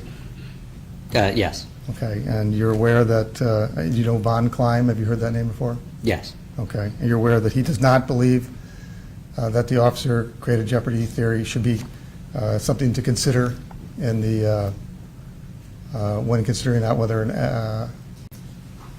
the use of deadly force was reasonable?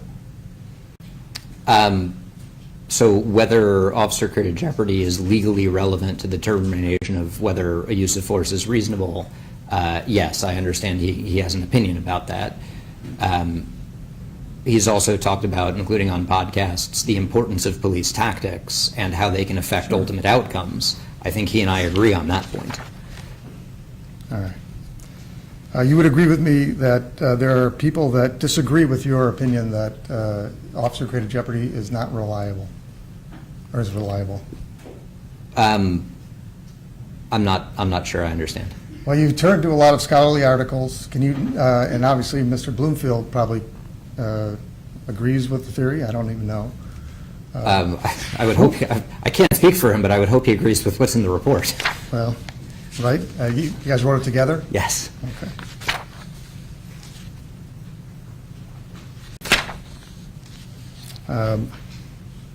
Did you consider, when determining your opinions, did you consider GRPD trainings?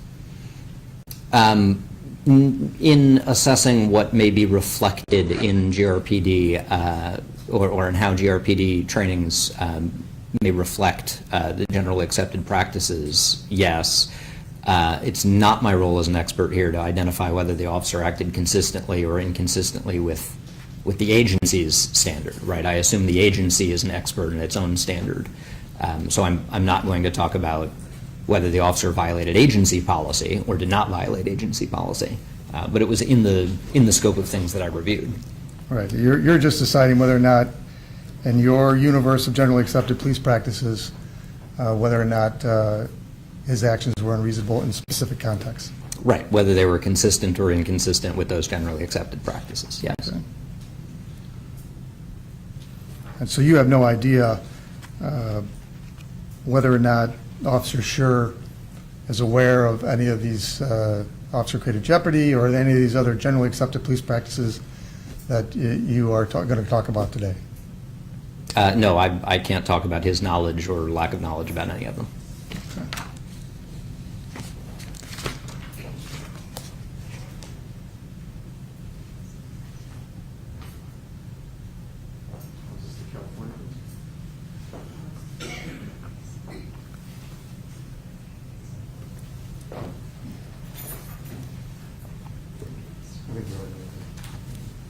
Thank you, Your Honor. Ms. Blodgett, any other questions? No other questions from the people, Your Honor. I do have a brief legal summation if the court's interested, but no other questions. Yes, go ahead. I know that people have filed a brief legal memo with the court summarizing the law that we're operating under. And I would just want to emphasize that when considering reliability, the court is just making sure that the expert's opinion is resting on a solid foundation. It doesn't need to be a universally accepted opinion. All experts don't have to agree, or his opinion need not be proven 100% correct. Just that it's based on sufficient facts, data, a reliable methodology, and comes from sufficient personal knowledge, training, or experience.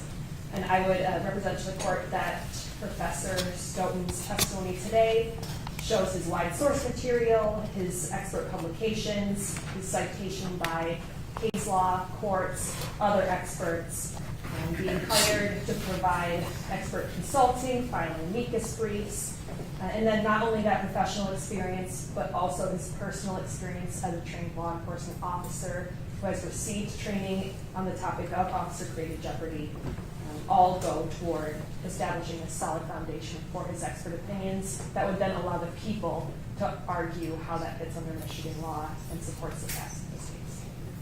Thank you. And he's also how he Thank you. Thank you. And I'm looking for around like the same. Thank you, Your Honor. The prosecutor, Your Honor, is asking you to create use of force law unknown to Officer Schurr. There's not a single Michigan court that has accepted this theory in a murder case. Your Honor, the U.S. Supreme Court in Barrington v. Felix declined to consider that it's not a theory. It's still yet to be litigated.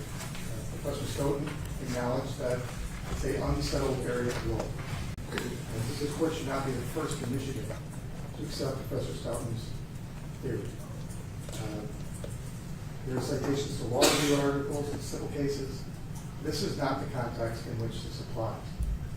It's not reliable because it has no application, especially in the case alleging self-defense.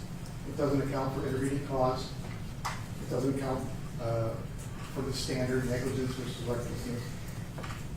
And the opinions here are based on negligence. He acted unreasonable with a foot pursuit.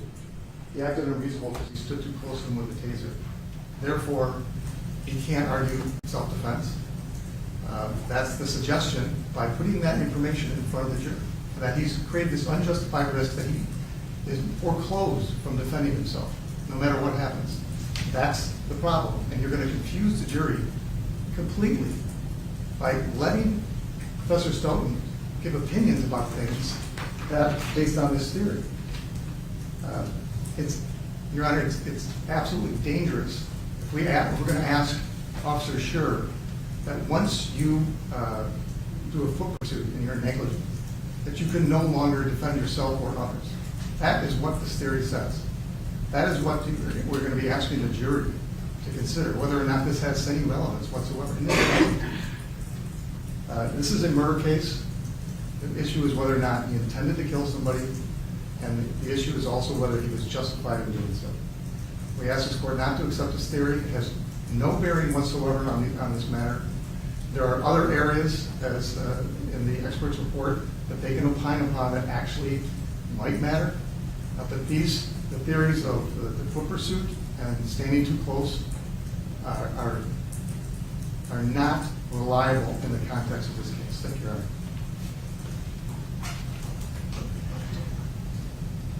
Well, as I previously stated, I wanted to hear from the witness regarding his opinion because under 702, MRA 702, a witness qualified, who's qualified as an expert by knowledge, skill, experience, training, etc., may testify in the form of an opinion if the proponent, which would be the people, demonstrates to the court that it's more likely than not that his opinion would help the trier of fact to understand the evidence or determine the fact of the issue, that testimony is based on sufficient facts or data, and it is a product of reliable principles and methods, and that the opinion reflects a reliable application of the principles and methods to the facts of the case. Here, there's no dispute that the witness, Mr. Stoughton, is qualified to be an expert as he has the requisite knowledge, skill, experience, and education. Again, the issue is whether or not his testimony would be the product of reliable principles and whether his opinion reflects a reliable application of the principles to the facts of this case.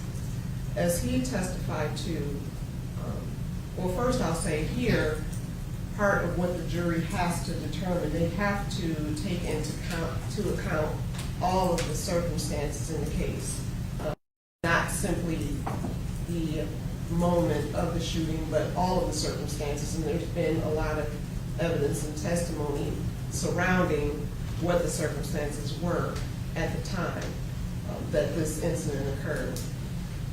In considering that, after hearing from Mr. Stoughton, he clearly testified that officer created jeopardy, that particular theory is a term of art, and that term of art, which was coined in the 90s, not by him, but by someone else, that particular term of art, officer created jeopardy, is regarding tactical decisions made by an officer which is subsumed within generally accepted police practices.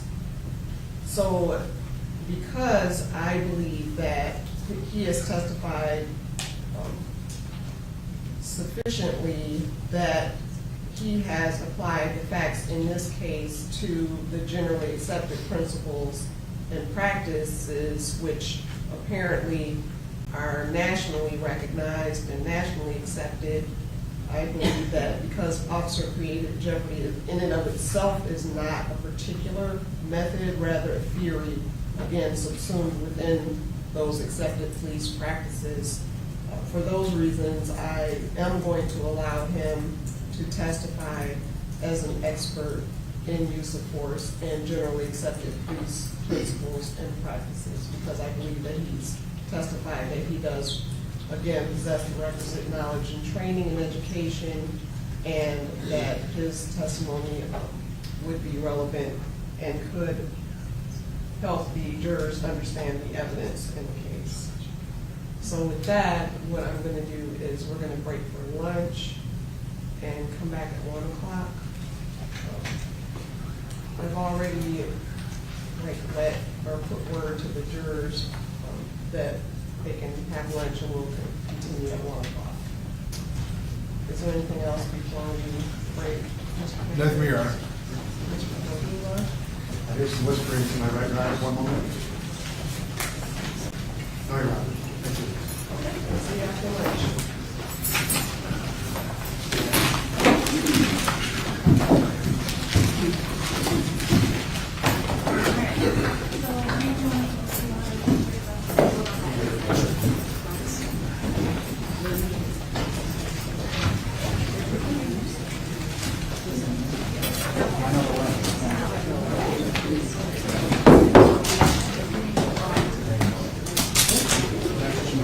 I believe I